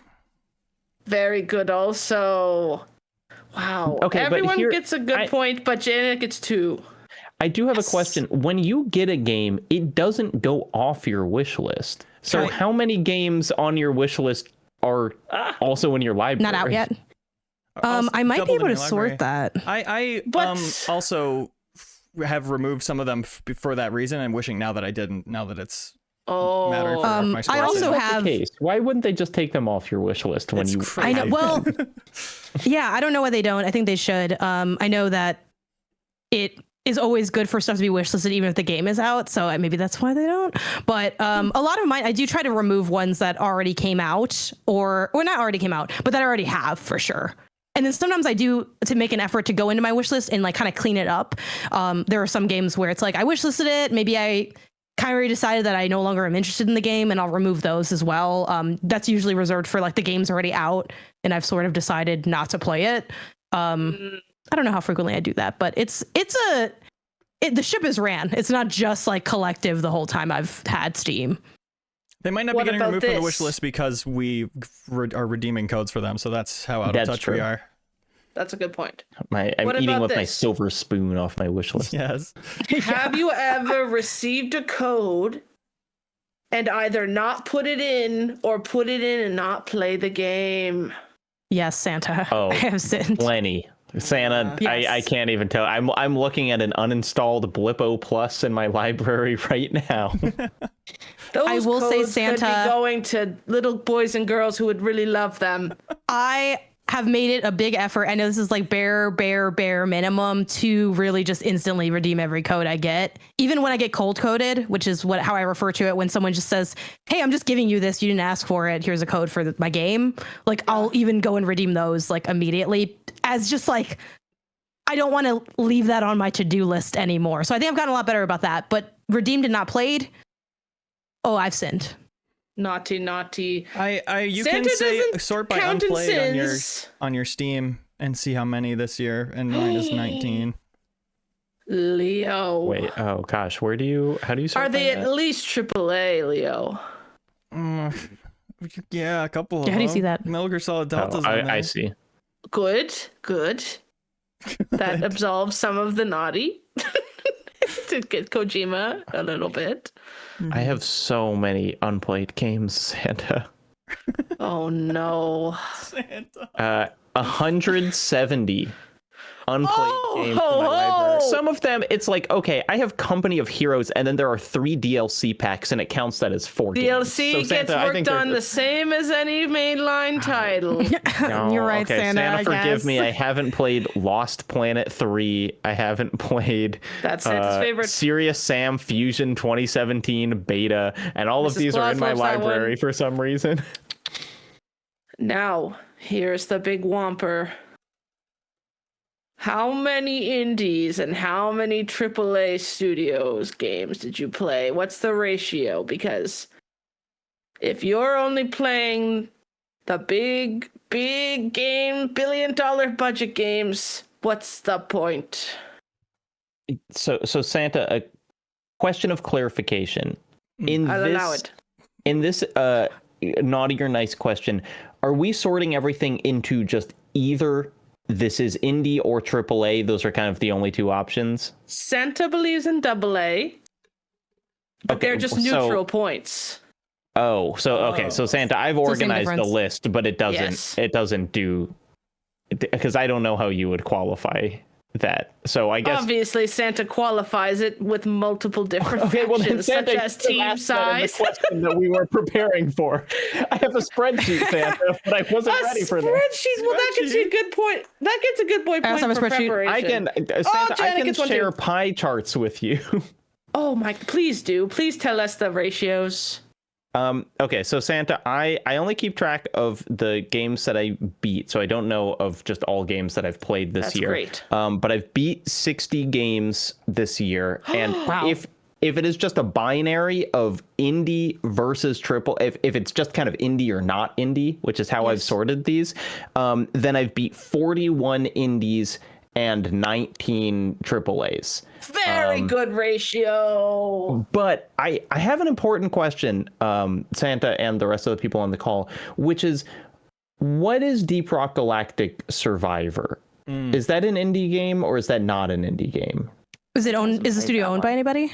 Or did you have a hard time finding that? Deep Rock Galactic was indie, but it's now part of them is owned by Coffee Stain, which is also partially owned by Tencent, right? I would put that in like a AA category because I had that same question with games like I'm trying to think, like 2 Point Museum, I think is like Tencent came up a lot when I was looking up some of these games. Like if it feels like I just kind of jankily smaller vibe game, but I know you're owned by somebody or you have like partial stake, or like Don't Nod, 30% of Don't Nod is like owned by Tencent. So I kind of mark them as like AA, which for this question, I put the AA and the AAA together as one pile. So my results are 30% of all the games I played, not beat, just played, are either AAA or indie. And what I marked down was 67 games played total. A couple of those are not from this year, but you know, so Wii Sports knocked me down a little bit with its AAA-ism flaunting itself. But yeah, that was my total. So it was 20 out of 66 were either AA or AAA, and the rest were indie. Very similar ratio to Jacob. Santa, if I can share one more data point, I also keep track of how many hours I play each game, and so I separated the hours out into indie versus AAA, and that is closer because indie games, even though I've played a lot of those, are 1 hour long games. And I might be spending a lot of time with a AAA. And the question of is Deep Rock Galactic Survivor indie or not is actually pretty crucial, because it's either going to be majority indie or majority AAA based on what we rank Deep Rock Galactic Survivor as. If we view it as neutral, okay, we remove it from the data set. If we remove it from the data set, then I've played 325 hours of indies and 305 hours of AAAs. So indies actually have it, but just by a smidge. Wow. Ooh, Backstage Pash, if you gotta ask, it's not indie. I don't fully agree with that, but for the sake of this, I do think it's probably AA, because it's partially owned by Tencent. I think it is probably AA, but it's one of those just like hard. I fear you're a triple to AA girly on the hours, Jacob. You won in others places. It's like I wonder the same thing with like it feels weird to put like Ninja Gaiden Ragebound, for this purposes, I ranked as a AAA game because technically that's distributed by like Sega or whoever owns Ninja Gaiden, but it's like that game's budget is not a AAA budget. So anyway, it's hard to figure these things out. Santa thinks these kind of lively discussions are what make games great. Don't you think? That's fantastic, Santa. What about you, Leo? You've been awfully quiet. I've got nothing approaching this amount of understanding of it. All I can say is, you know me, Santa. You know I love indie games. You know I avoid AAA Sounds like a AAA girly if I ever heard one. I played some Battlefield 6. I fell off. I play Arc Raiders and the finals, which are kind of AA, but also do have AI stuff, so I know that's naughty. That's very naughty. It's pretty naughty. Santa says AI slop goes to the kiln. If you make that, you get burned. But on my list of contenders for end of the year, it's like Death Stranding 2 is the only AAA on it. That's the only one? I'm an indie, So you played a bunch and you just didn't like them. That's what you're saying. What? Yeah. Yeah, I've got a moral problem with them. Santa? Santa's not happy with you. He's got to be honest. I'm going to go so hard against Donkey Kong Bonanza for you, Santa. That would make Santa happy. Is that for Santa, or is that kind of a double dip here? That's for Santa. Santa thinks Nintendo has been on the naughty list this year. They've been very naughty. A lot of naughty Nintendo. Sony's been pretty good. I'm still thinking about Jacob playing The Sun or whatever. Well, let me look down at the points here. Oh, it looks like we have a tie. Jacob and Janet, you two are the nicest in all the call. In all the Santa call. Leo, you only have 3 good boy points, so you're on the nice list, but you're near the bottom near Sarah Pozortsky. No. Who's at the top of the naughty. Because she could fight her way out. She could fight her way out, but she needs to do her penance and pay Kelsey and Haley their money they spent in Uma Musume, and then she may be on the nice list. Right.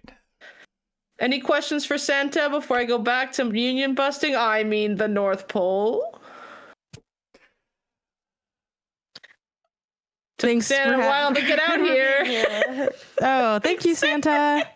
I'll try to be better next year, or at least just as good. You were just as good. Why didn't you get me an Xbox when I was 8 and ask for it? Because I saw what you were doing. Okay.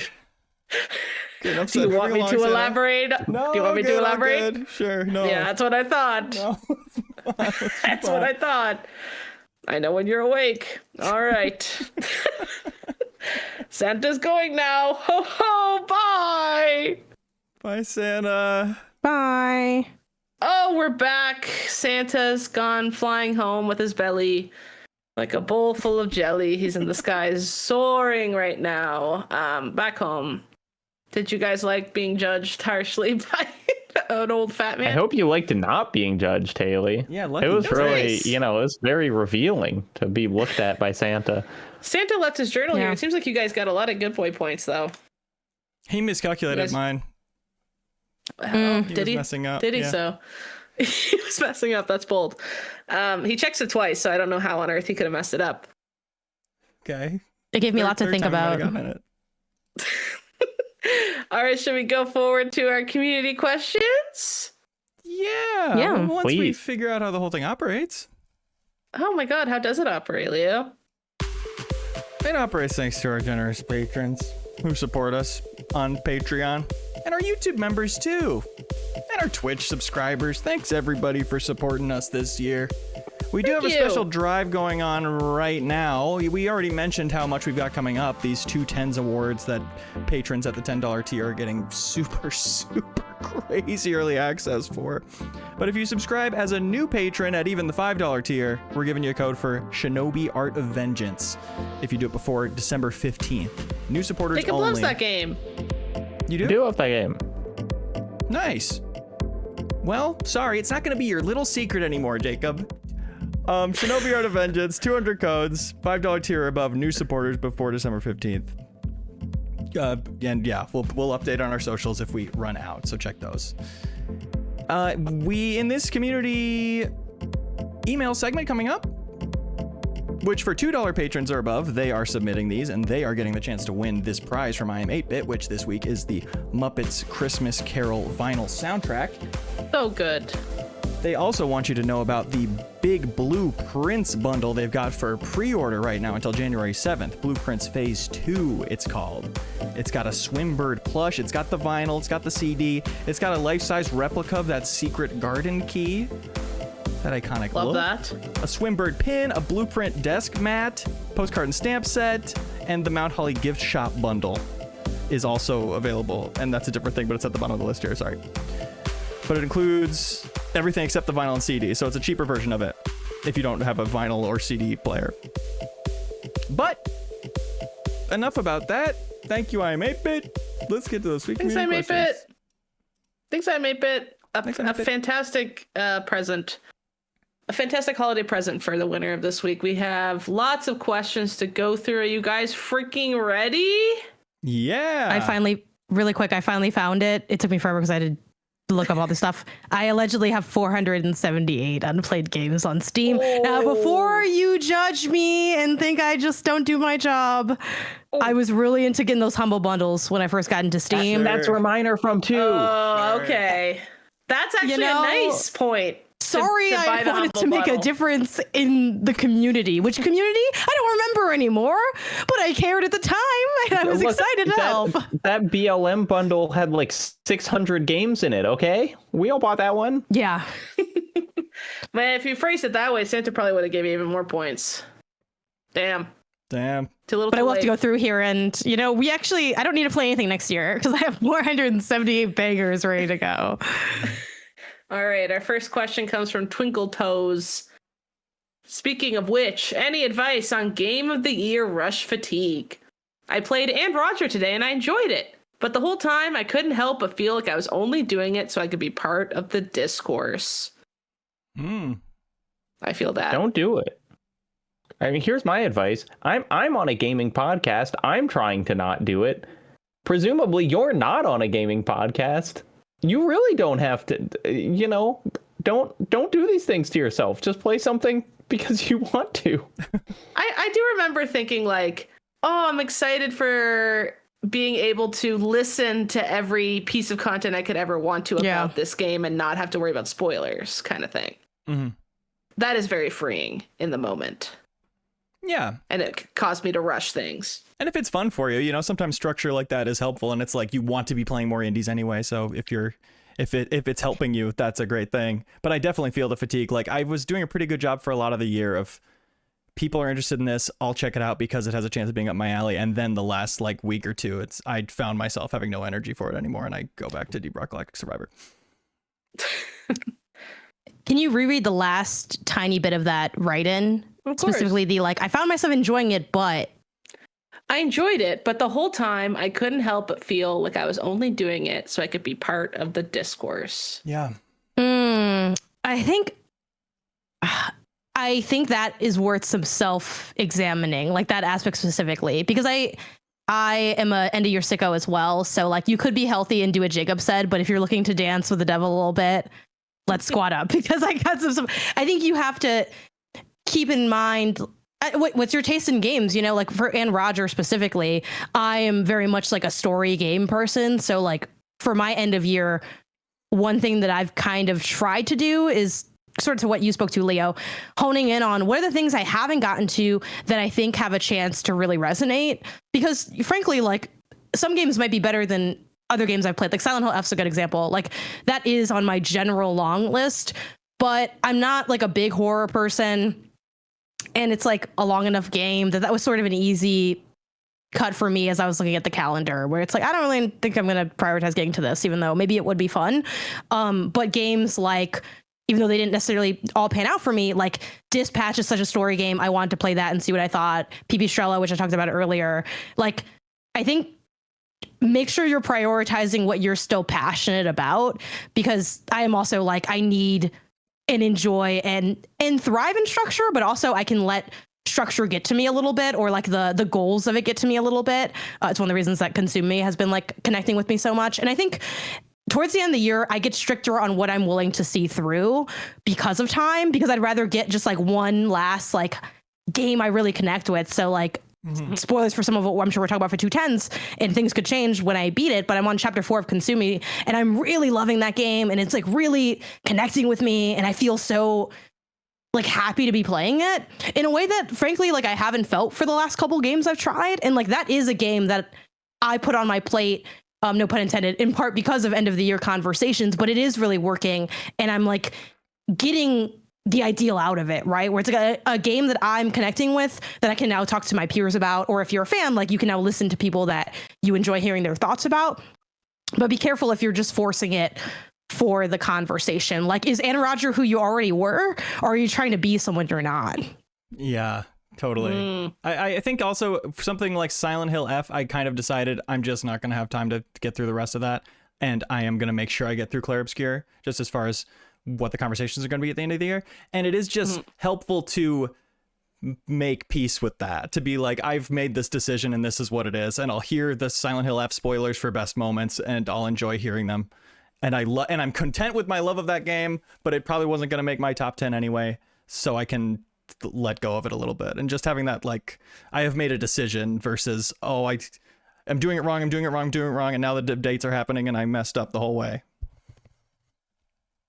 What's kind of fun about end of the year too is you really get to parse through everything, and then all those games you've had in the back of your head, be like, is it worth the time here at the very end? Like ones that I prioritized were like Root Trees Are Dead. I was like, that's a Haley ass game, but I was just busy when it came out. I was like, I need to play that at the end of the year. And I loved it. It's like kind of fun to know you're going to go into a game you love because everybody's already digested it so much, and I've heard all the takes and stuff, that it's like, oh, yay, I get to play, like my brain is more inclined to finish it and be happy with it because I have the end of year excuse to like wrap it up, and I already know I'm going to like it.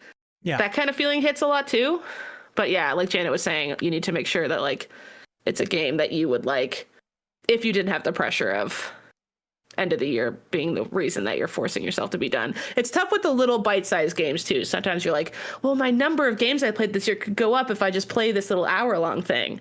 It's like, yeah, but are you playing the hour-long thing because you want to play the hour-long thing, or so that you beat 48 games instead of 47 this year? I used to be such like a game finishing sicko for like the number. Like I'm like, I would love to see number go up. But the reality is, like, Jacob, almost to your point with like if you play like a lot of indies, like some of those are really short. I'm like, well, some years I played a lot of games just because I happen to play more indie games that happen to be short. And like, that doesn't mean anything. And just kind of stepping out of the matrix you made for yourself a little bit with that and being like, this doesn't really mean anything. Or like this year, I wasn't focused at all on how many games I beat, like at all. I tracked it, but I'm not like, I didn't have a goal in mind or anything.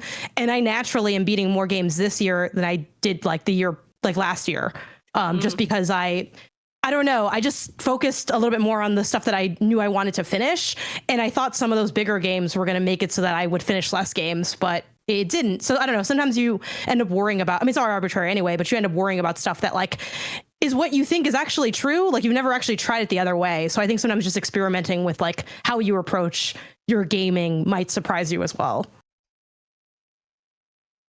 This next one comes from Sam Hookum, who asks, if you could add one category to the MinnMax Awards to make them worse, what would it be and why?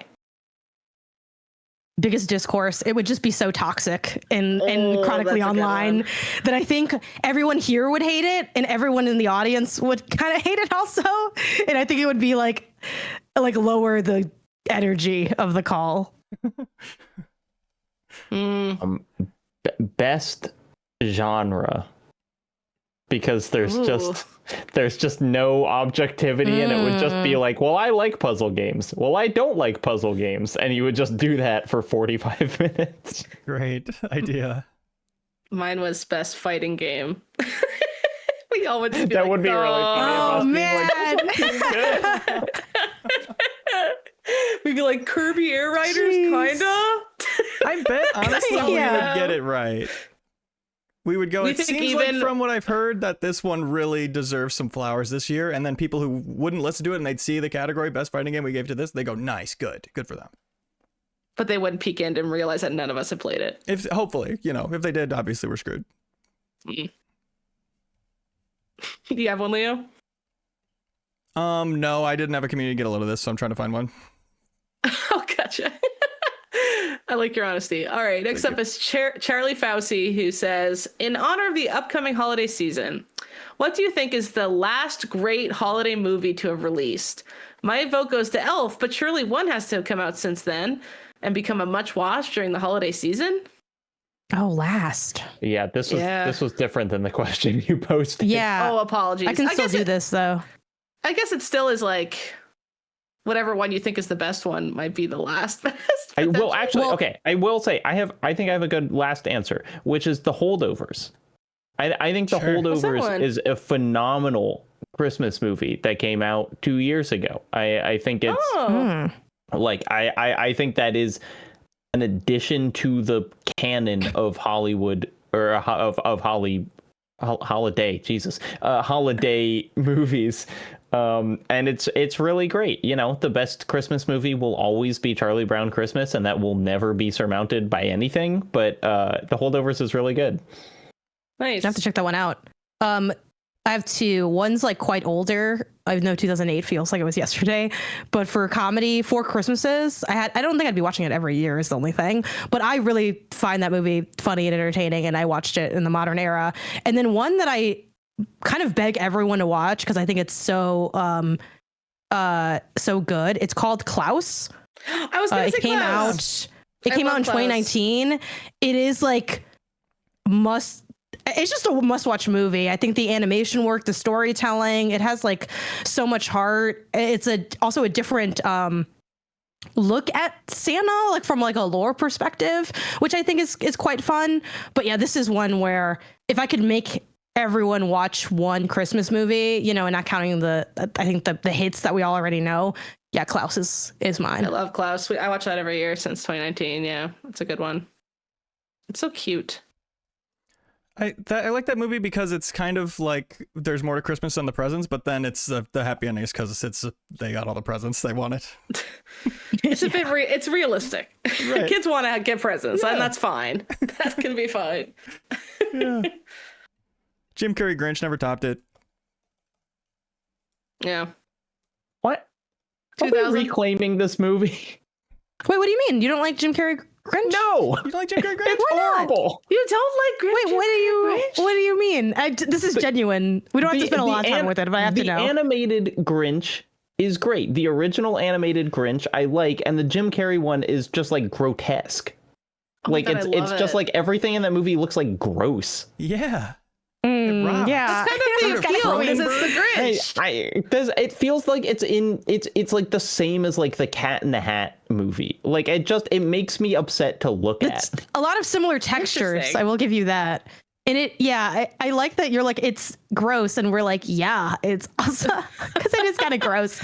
But I don't know. I will admit, Jacob, to your credit, I kind of meld the two, or horror. I kind of meld the two a little bit in my mind. So it's like, do I really like Jim Carrey's Grinch that much? Or are they just one experience in my head?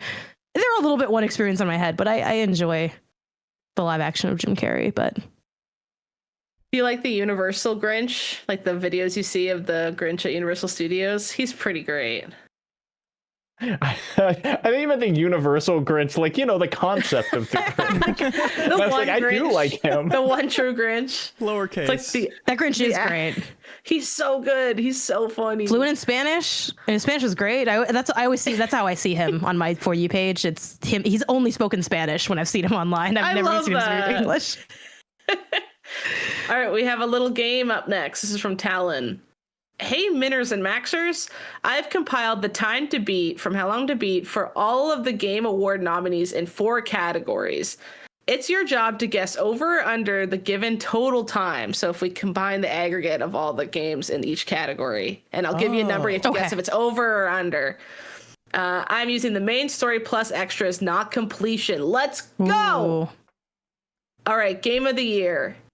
Obviously, we have Expedition 33, Silk Song, Donkey Kong Bonanza, Death Stranding 2, Kingdom Come Deliverance 2, and Hades 2. It's a long ass year. Yeah. And Hades 2 might be the quickest game on that list. Over, under, 350. Over. Under. If it's not over, I'm going to be like, my worldview will be destroyed.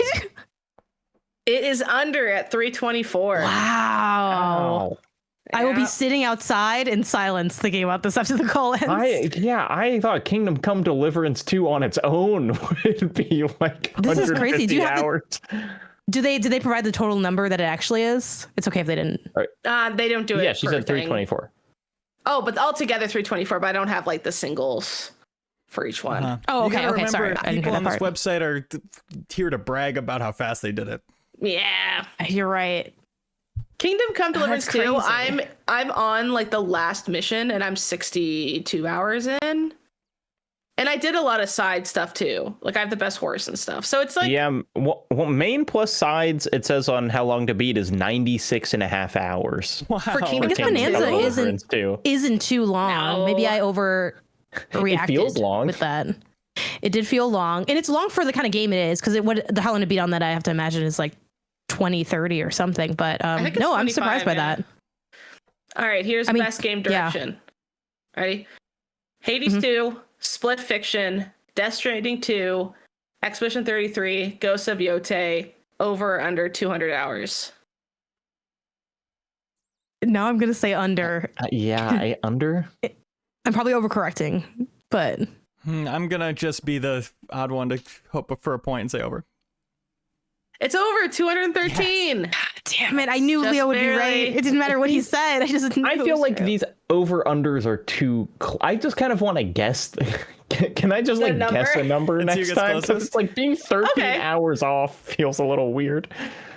Okay, this is best performances, which I guess it's like... that it's not as many games because Expedition 33 is in here a few times, but like Erika Ishii, so Ghost of Yote, Charlie Cox, Jennifer English, and Ben Starr, Expedition 33, Troy Baker, Indiana Jones, Kotatsu Kato for Silent Hill F. I'm gonna guess 105 hours. Okay. I'm gonna guess 212. Say 160. Damn. Okay, so the over-under was 200.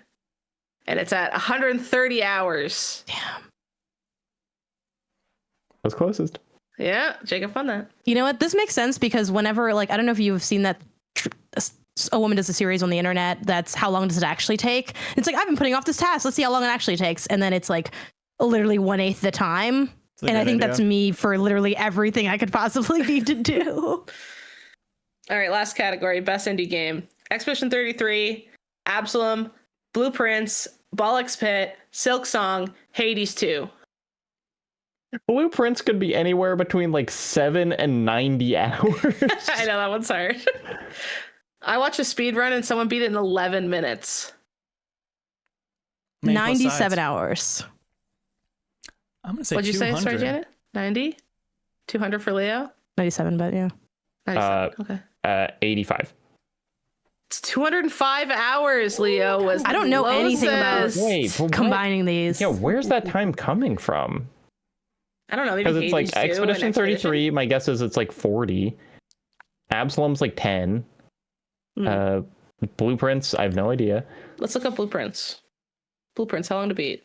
Yeah, the main plus sides is so tricky too, because I never even know, like, so it's main plus sides, but you didn't complete it. What's missing in that?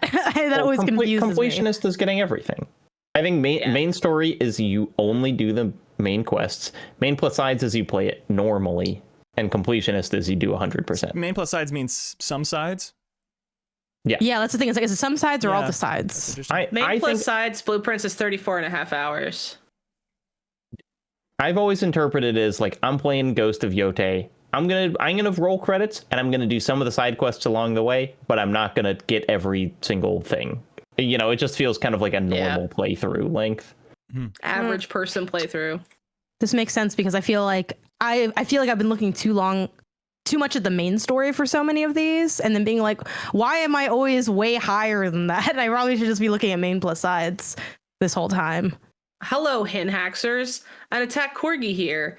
As heads to the Federal Reserve, you can put video game characters or industry figures onto our glorious currency. Who are the new heads of the 1, 2, 5, 10, 20, and $100 bills? I don't know why $2 is in here. There's a $2 bill? Be cute. Is it really? Yeah. Yeah, we got one. It's lucky. Oh. I mean, it's headcanon. kind of out of circulation, but like, that's where the luck comes in. My elderly neighbors used to give me one when I shoveled their walk. Me too. Aw.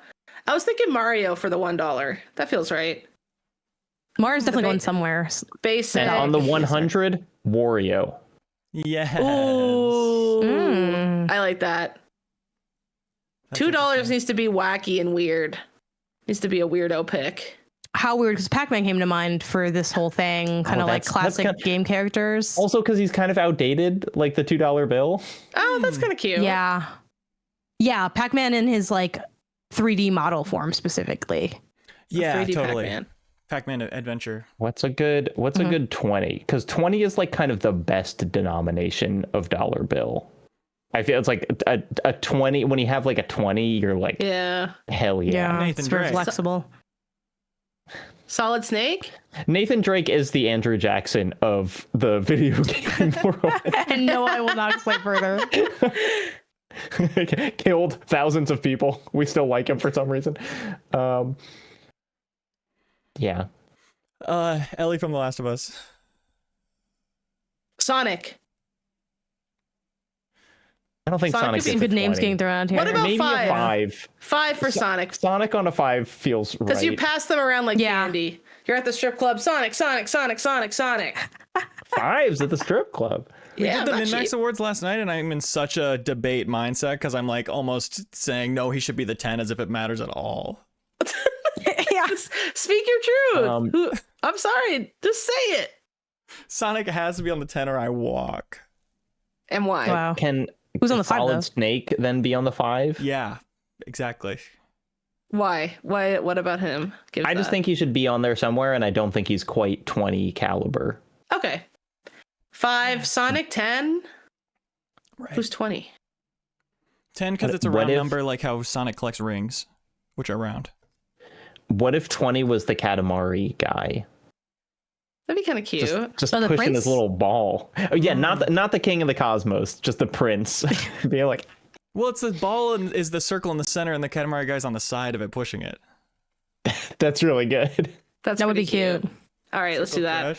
And then Wario, $100. That's our currency. That's our currency. Did we need to pick a 50? They didn't put 50, but sure, let's pick a 50. Then no, we don't got to do it. No, they didn't Nathan want Drake. Jack, Nathan put in Drake. Jack. Jack and Dexter. They're on the 50. All right, question for Janet. What are your quick thoughts on Inter Miami being MLS champions? I was very happy the way they thought out the playoffs this year. Glad to see Jordi Alba and Sergio Busquets retire with that trophy from the 1-1. Yeah, I hate it. Yeah, I hate it because they're the team that you hate on. You know, I mean, all sports has these kinds of things where it's like everyone hates this one team. And Inter Miami is definitely a hated team because they have Messi, and Messi's incredible. But also he didn't win last year, and it was kind of like, how long can he not get anything? I'm kind of liking seeing him fail. So yeah, and I do think for the most part, if you're, because LA Galaxy fan, I didn't have a team, in this race this year. So then you kind of root for the one that's like less favored. So it's like, oh, what if this Canadian team won? And then they did, and then they scored an own goal. That was the first goal, an own goal, which is a goal in their own net. And that really sucks. Luckily, they lost 3-1. And I'm like, at least maybe the guy doesn't feel as bad about the own goal. But yeah, it was, I didn't like it. I don't feel good about it. I hope only bad things happen to that team. So shout out if you're out there. But I don't root for Inter Miami. But I mean, they have they're very talented, right? You don't get to the championship without having some talent. So there's that. What's the worst for them? Yeah, because we wanted Messi. Plus, they got a freaking they just have a lot of star power on that team. So obviously, they're going to be the source of people's ire. That's just kind of how sports works. Fair enough. All right, this is from Arturo Perez. They say, "Hello, MinnMax. What is your best favorite Christmas ornament? Have a great day." Fish emoji. My Leo, you Christmas want to go first? ornament is a favorite talking point. When we have people over and they look at our big, beautiful Christmas tree, it's something I made in probably second grade. It's a star here with kind of a camo design. It is flipped for my recording here, but it says "To the U.S. Troops." Aww. And I Did you make that at school? Because God bless on the side too. Actually, on the other side is a funny clown I drew. It has a picture of the U.S. troops. Is that how you feel about that? That's terrifying looking. It's unrelated. I really think I can get back in that mindset and go, I was playing with colors and I ended up accidentally having kind of a camo look, and 9/11 was all over our minds. So I That's what I was going to ask when this came out. Second grade, we were just beginning to invade Iraq, probably. Right. And what a time to be making a Christmas ornament. And as a second grader, you're going, what can I do? I'm trying to enlist. They're not letting me. I make an ornament. What can I do? In their honor. That was the vibe at the time. Show the clown again. That's cursed. Honestly, the way you that's a painted good that clown for That's second really grade. upsetting. Thank Yeah, you. you did a good job. The teeth, audio listeners, the teeth are rotted to the core on this And clown. the star, trying to put the legs on the star when it's clear the star is the face. That's a weird, to draw the lines of the legs within the star. Oh, and the green is its hair. hands. Sure. The green is his hair. Right. I see Kind of it a Krusty now. the Clown inspired. Gotcha. Oh, yeah. Now I see. At first, it kind of looked I like thought Super it was Meat a Boy, bald but guy. messed up. Yes. Yeah. Yes. Seeing it Yeah. that way. Oh, sure. I like Yeah. that. In a grassy knoll. Yeah, that's cool. Super Meat Boy with grassy knoll. Okay, mine is they're both to do with my childhood dog Coco. This is her paw print, which I took an imprint of when she was old lady. So that's her paw. And then my sister got me this one. She got a custom little painting of Coco on a little wood ornament. Nice. And so the paw print and the Coco ornament go side by side. All right, we got another freaking game. You guys ready? Holidays are a time for games. Holidays are time for family. games and fun. All right. Hello, MinnMax crew. Time for a game. Lumi, where? Nickelodeon. I was bemused that we had two games in Lumi cities this year. Lumiere of Expedition 33 and Lumiose of Pokemon ZA. At first glance, they seem like very different places. But how well do you know the citizenry of Lumiose and Lumiere? Were the following quotes said by a resident of Lumiose or Lumiere? And I'm going to read them out. This is from Rory Gladstone. You guys ready? Yes. Yeah. There's some blanks here because otherwise it would expose. I'm sick and tired of this life. I just want to smell blank. I knew these were Pikachu. gonna be hard when I thumbs this up. That feels Pokemon, right? Lumiose. It's I'm gonna Lumiose. go Pokemon also. It's Lumiose Pokemon, and the guy says, "I just want to smell Pokemon," like a freaking weirdo. I saw that on. so He's gonna Leo's guess say, was- I want to smell good, but he said, I want to smell Pokemon. I wanna So Leo smell was right. Pokemon. Yeah. Maybe a career in It the is. future writing for the Pokemon company. All right, here's one. Hey, you! You've been here for quite a while now. Can you leave? I don't want to draw attention to myself. You've been here for quite a while now. I'm not sure if each game even knows that. I'm trying to figure out Pokemon. how it feels more Pokemon, but it's like, is there somewhere in Lumiere that someone would yell that at you? Yeah, we're like Oh, the I saw the answer in the chat. Chat. Okay. Chat. Well, I had my Naughty vote list. already, so Yeah, it is Lumiere. Or Lumiere. The trash man in the trash bucket. When you go and interact with the trash too much, he goes, "Hey, get out and leave me alone." Right. Did you guys do that? No, I'm A normal. little I bit. freaking did that. Next one. My blank costume is the best. Hey, madame, do you think the blank really exists? That feels Claire Obscure. Claire Obscure. I Because think of the Pokemon. madame. Yeah, the Madame. That is Lumiere, and the blank is Gestural. I thought it was Okay. Zapdos. My Gestural costume is the best. Hey, madame, do you think the Gestural really exists? What Pokemon? do you That think feels they were like a talking million about? years ago. I know, right? It's true. If I'm upset, giving my partner's blank a little squeeze helps. Mm. Jeez. Pokemon. Pokemon? But I kind of hope it's not. I'm scared. Gotta be Pokemon. It is Pokemon. The blank is Pokeball. Giving my Pokeball a little squeeze helps. Still weird. As So weird this- as, as weird as What predicted. is going on in that writer's room? It is they're sneaking Hey, some look, stuff did in you read there. that Pokeweek? We kind of know. Yeah, we gotta know. Yeah, you're right. You're right. I just finished my sculpture to the legendary blank. This may be my life's finest work, yet not a single soul seems to care. How could I make it better? It's Pokemon? Claire Obscure and the blank is Oh, SKA. Damn. That is 100% correct. I remember double that one. I whammy. remember that sculpture lady. People, blank. We're all going to die someday, aren't we? That's tough I'm gonna say because Claire, people, but I feel like this is one of those sneakies. people die in both games, in the universe of both games. So that's tricky. Of course. Death exists in both realms. This is true. I feel like it's Pokemon just because that writing sounds bad to me, and I associate Pokemon more with writing that is not good. Wow. Interesting. Sure. All right, it was... Oh, Leo? Claire Obscure. Did you guess? Clip scare? It was Pokemon. Lumiose. The blank is Pokemon. So people, Pokemon. We're all gonna die someday, aren't we? Look, I think I like Claire Obscure because they didn't have lines like that. All right, two more. Another day without being reincarnated as a blank. Oh my god. Pokemon. Pikachu. The blank is Pikachu. Yeah. The Yeah, blank it's is a Caterpie who says Pokemon it. again. It is. Another day without being reincarnated as a Pokemon. Lumiose. Lumiose City. Sure. All right, last This is one. really justifying my spamming A throughout the dialogue in the game.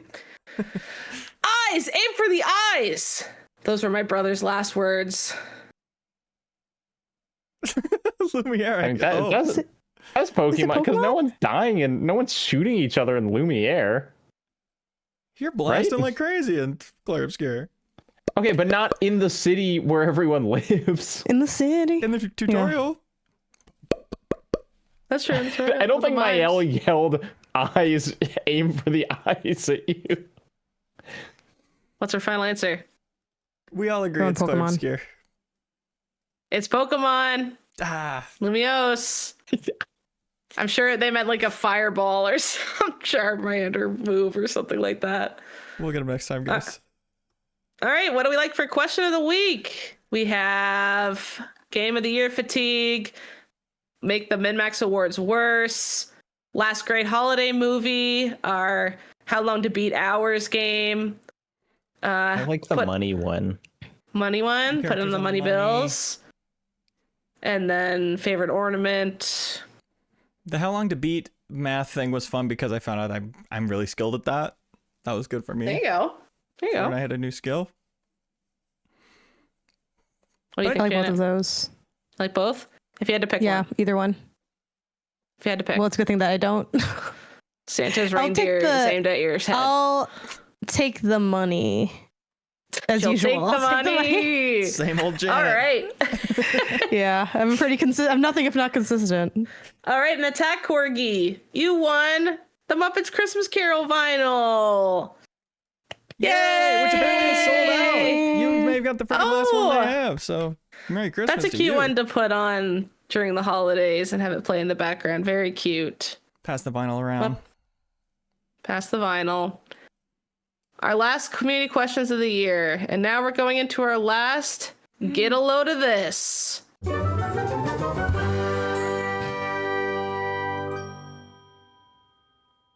Of the year.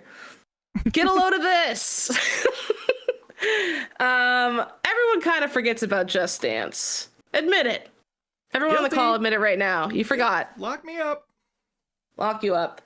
But I'd never forget Oh, about Just shut up. Dance. But something that Just Dance does every year that I look forward to is they always have a very intricate stop motion claymation animated level. And you know, Mr. Blue Sky was one. It was like a cute panda doing a dance in a big tree a couple years ago, and I low-key look forward to them, especially in the growing world of AI slop. Is claymation not the antithesis of AI slop? The meticulous requirements that make it so to make something move takes 10,000 pictures for 1 second. It's just human craft at its finest. Maximum the effort one- rather than minimal. Exactly. And this year they did one for the song Born to Be Alive. And it's kind of like the daughter of Frankenstein, I think, going around and delivering candy to all the other monsters and doing really cute dances. And she does this skip when she's going between the two houses during like the interlude in that song. And me and Michael can't stop doing the Born to Be Alive claymation skip around the house. This looks great. It's amazing. I Like, watch it's it all really the time. Well done. It's very cute. It's now like whenever I turn on YouTube, I watch it so much that they just like have it at the top and I go, okay, and I just watch it again. So I've seen it like at least 50 times, I feel like. Nice. But they do that every year and it's really cute. And there's always like a behind the scenes one where you can kind of see like how they made the characters and set up the levels. Like anytime you see a building, it's like someone sat down with tools and like hand made the building and painted it. And there's like a ton of love and effort just for a little Just Dance level that I bet not a lot of people appreciate and play. So I wanted to call that out. I love it. Nice. Yeah. Get a load of this. You know what is one of the hardest animals to photograph? The giant Sasquatch. squid. Oh, Sasquatch maybe only is the only one that's harder to photograph than the giant squid. There is a new footage of a live giant squid eating another squid that Whoa. some fishing vessel caught. And it's so cool. It's just a big old squid. And then at the end of the video, it's worth watching to the end because at the end, it's just like, all right, bye. And it swims away so fast. It just like turns on its little motor and is like zoom and goes away. Anyway, Wow. love a giant squid. I love that they not only caught a giant squid, but a giant squid doing something. I think what happened is they actually caught the smaller squid and the giant squid was in the process of eating it or maybe started eating it as it was being like reeled in. Wow. That must have been incredible to be there for. Links to all this in the description. Get a load of this. It's a little article. It's really quite short called The Majority AI View by Anil Dash. And it is worth reading the whole thing because, again, it is short. It is a summary of talking to a lot of people within the industry, which I have a lot of friends in the tech industry. It's, of course, hard to get jobs there as it is anywhere right now. And a lot of people like end up working at AI or crypto companies because that's just like where the jobs are. And then they're all talking in the office about like, damn, this kind of sucks, right? But the sentence at the top that succinctly sums up how people actually working in the industry actually feel about AI is this. Technologies like large language models have utility, but the absurd way they've been overhyped, the fact they're being forced on everyone, and the insistence on ignoring the many valid critiques about them make it very difficult to focus on legitimate uses where they might add value. So it's an interesting read, as so much of what we hear from the AI industry about AI is the advertisements, is the marketing of it. So it's good to get that perspective as well. And the community says, get a load of this. Raichu was today's featured Wikipedia article on December 5th. Thank you, Kep. Cute. In the Discord. Wow. Okay. Raichu. Nice. Get a load of this. One of my mutuals, Carolyn Petit, sorry if I'm mispronouncing your name, I've never said it out loud before, had posted this and it put it on my radar. It's an article from Merriam-Webster, which Merriam-Webster does a lot of articles like this, kind of talking about grammar usage, like new words, most popular words, things like that. But this was an article on, is it home in or hone in? And obviously for some people, you just already know the answer to this, which is that it's home in.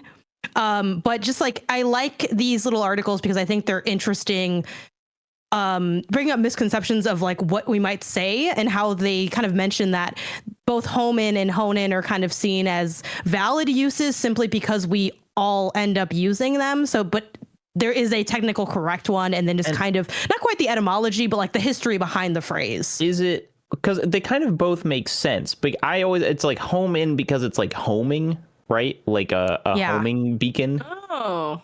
Though, funnily enough, they don't. I'm trying to remember because I read this a little bit earlier. I don't think they actually mention the homing beacon as the example. They talk about like home as in animals can home in on getting back to like what their home is. And that's actually like one of the emergences of it. But they talk about, its different uses as like a noun and as a verb, and how like our understanding of it ends up how we landed on like hone, because it kind of just sounds similar. And they kind of talk about, okay, what's hone and what does that mean? And how did that kind of get messed in with everything else? But yeah, it's one of those things where when I think about it, I think of homing missiles, but then I think back to how I talk. And I do think I've often said hone in because I have heard it mostly like that. Yeah. And I'm like, So, just something that's interesting to just, get to know how language changes over time and what the actual meanings behind these phrases are.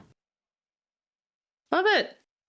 Well, that is our final episode of the MinnMax Show for 2025, but that's not all the MinnMax content that is coming out in 2025. We have a lot of stuff going on. The Pew Pew Bang Awards, the Pew 10s came out. Those are up.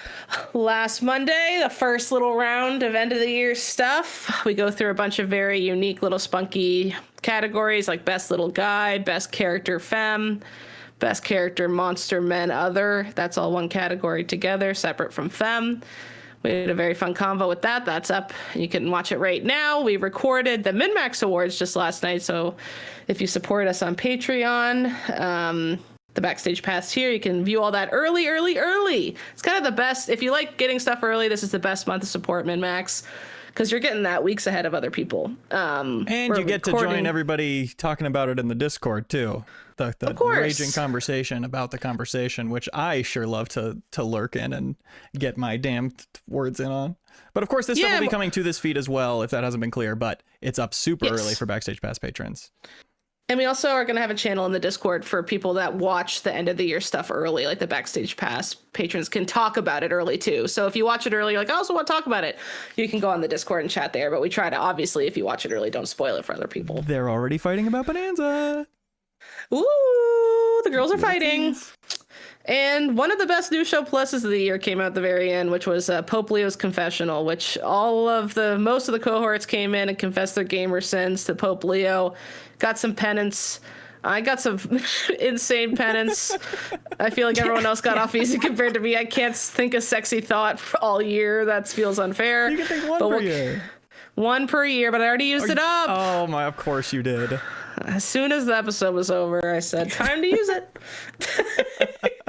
That was a super fun show. The one-on-ones with everybody, like 10 minutes a person, was such a fun format and such a fun wrap-up for the year.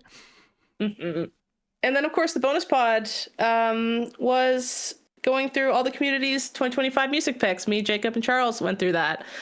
And that was the final bonus pod of the year as well. So there's a bit of a quiet space coming out, but we're recording a lot of content this week, and it's going to be coming out over time. And a couple little holiday bonuses coming as well. Stay tuned on YouTube.